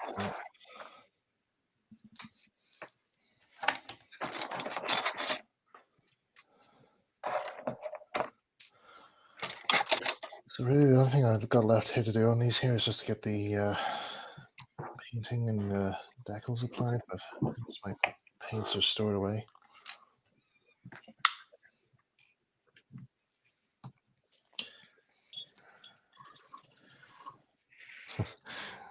I'm just thinking now. Yeah, I'll have to try and see if I can find something else to model next week here, because I think I'm starting to run out of kits now. I wish I could say the same thing, honestly, Michael, because, oh my. Yeah, I wish I could say that too. I have a long list of things that I need to do model-wise. I mean, there are models I would like to make on the stream, but it's like, I don't know. Some of them might not just be like small ones. Some of them are like ones I don't want anybody to see just yet. Okay, so Bluebell's moment right now. Okay. See this rack right here? I forgot there was one piece I forgot to take off, and I threw it in the trash can, and it had Coke all over it. Great. See, Daisy. Coke is in the drink, yeah? Yep, I promise. I swear, it's model snow. They do call modelling plastic cracks sometimes. Yeah. Yeah, you often hear rumors like when people talk about making Airfix kits, they always just get high on the glue. That's kind of. That's right. I remember I was working on a I think it was the Helgen shed kit that I bought ages ago. My mom walks into my room and says, "Oh, why do I smell bananas in here?" And I looked at her, I went, "What?" And then I realized what she was asking. I went, "Oh no, it's just my glue." I showed her the glue. She's like, "Oh, okay." And turns and leaves. I know I shouldn't have, but I just actually just smelled the glue just to try and see, like, does it actually smell bananas? It's like, it actually does. I'm like, oh, no wonder I don't like that smell. And that's how Michael's addiction began. Oh no! I'm not addicted. Whatever you do, Michael, do not try and eat it. I just said, like, I don't like. I actually have a hatred. I actually really do not like bananas, and like, considering the glue smells like bananas, I'm like, yeah, there's no reason I'm gonna smell that. I really don't like the smell. It could be worse. It could be the I'm told it's non-toxic smoke fluid that I use for my models. It says it's non-toxic, but it stinks.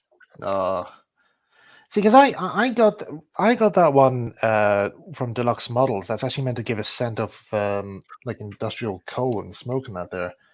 But I tried on the smoke generators, and it just wouldn't work. It was I think it was like too thick or something. Yeah, it more depends on what, like how heavy the oil is and what kind of smoke unit you've got. But I think it should work with like SUF like smoke generators, shouldn't it? Possibly the Sooth ones really need a light oil, I find. Yeah. I know that I'm going to be dabbling in the smoke units once I start because I'm going to be trying out some O gauge actually soon. So I want to build a model of a certain character. and O gauge. All right. Drop the wheel. I just need to get measurements. Yeah, I think the only models I have in O gauge are basically just the Hornby Clockwork ones. Beautiful. Man, those you talking about the ones that made out of tin, right, Michael? Yeah. Man, those things when they got re-released recently, those things sold out real fast. They're like reproduction versions of like the very first ones. The ones I have are like probably like the later tin plate ones. Ooh. Hang on, I think I have one here. Let's see if we can get one out.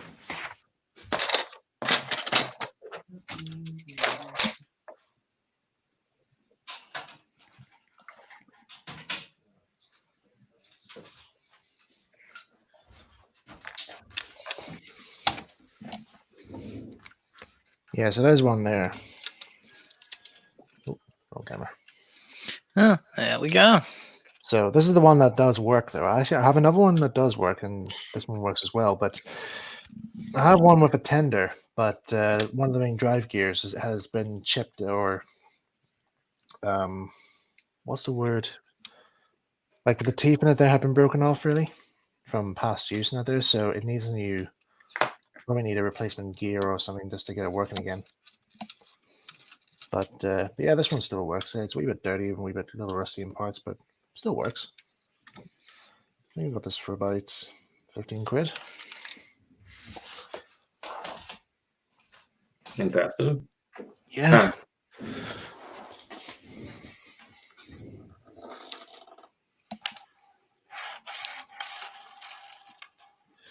Okay, right, guys, we'll have to wrap up now here. Oh no! I know, but we've been going now for like nearly over 3 hours now. So Holy jeez, 3 hours. 3 hours and 10 Yeah. minutes. Yeah, that's usually how long Models Corner lasts for, like 3 hours. So Crikey. yeah, so so we show what progress we've done so far. Yep. Might as Okay, well. so, Blue Bells, you go first. Sorry. Giant coal hopper.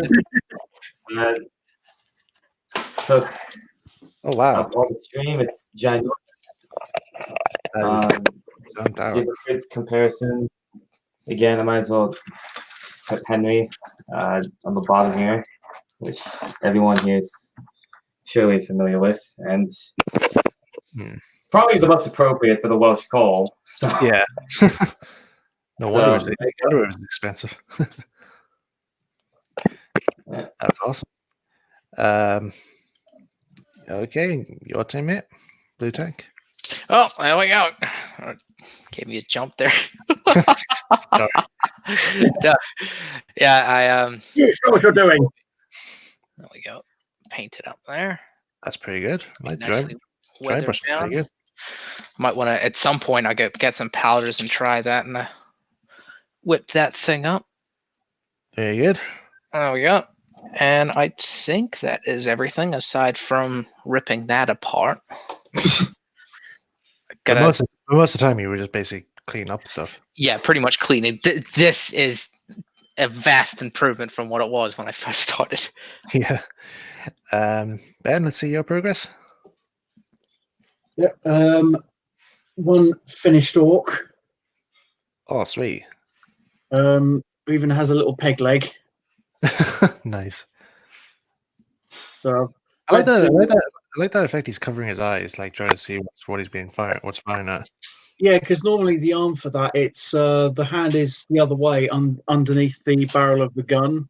So I just the hand and turned it round to make it look like he's trying to look over the distance. Yeah. And I've started on another one. Nice. Oh, I like that scythe. That's cool. Yeah, I thought it's a pirate themed orc boat, so one of them's got to have a hook hand. That's one hell of a hook hand. Yeah. That's There we go. Man. And for mine, I've got these two wagons made up now. So That's all good and proper. My instructions were from Knuckles that I wasn't to give him any couplings there, so he's going to put couplings on them here, but he just wants them all, like, fully built and painted that there, so that's all sorted out. And I've got part of the chassis all sorted out for this next one here, so I'll carry on with that maybe after the stream here. And yeah, that's pretty much me. So, guys, thank you so much for tuning into Models Corner. I hope you guys had a good time. Big thanks to you guys, to Bluebells, Blue 65 Tank, and Ben for coming along tonight, as well as also thanks to Blue Pioneer, despite his condition of coronavirus. Say thanks to him for making turning up there even though he wasn't well enough. I hope he gets better soon. I know. Exactly. Tommy, if you're still watching, wish you a speed recovery, mate. We miss you. All right. Okay, guys. Thanks once again for tuning in, and thank you guys for joining us. Bye-bye. Bye-bye. Bye. Now bugger off.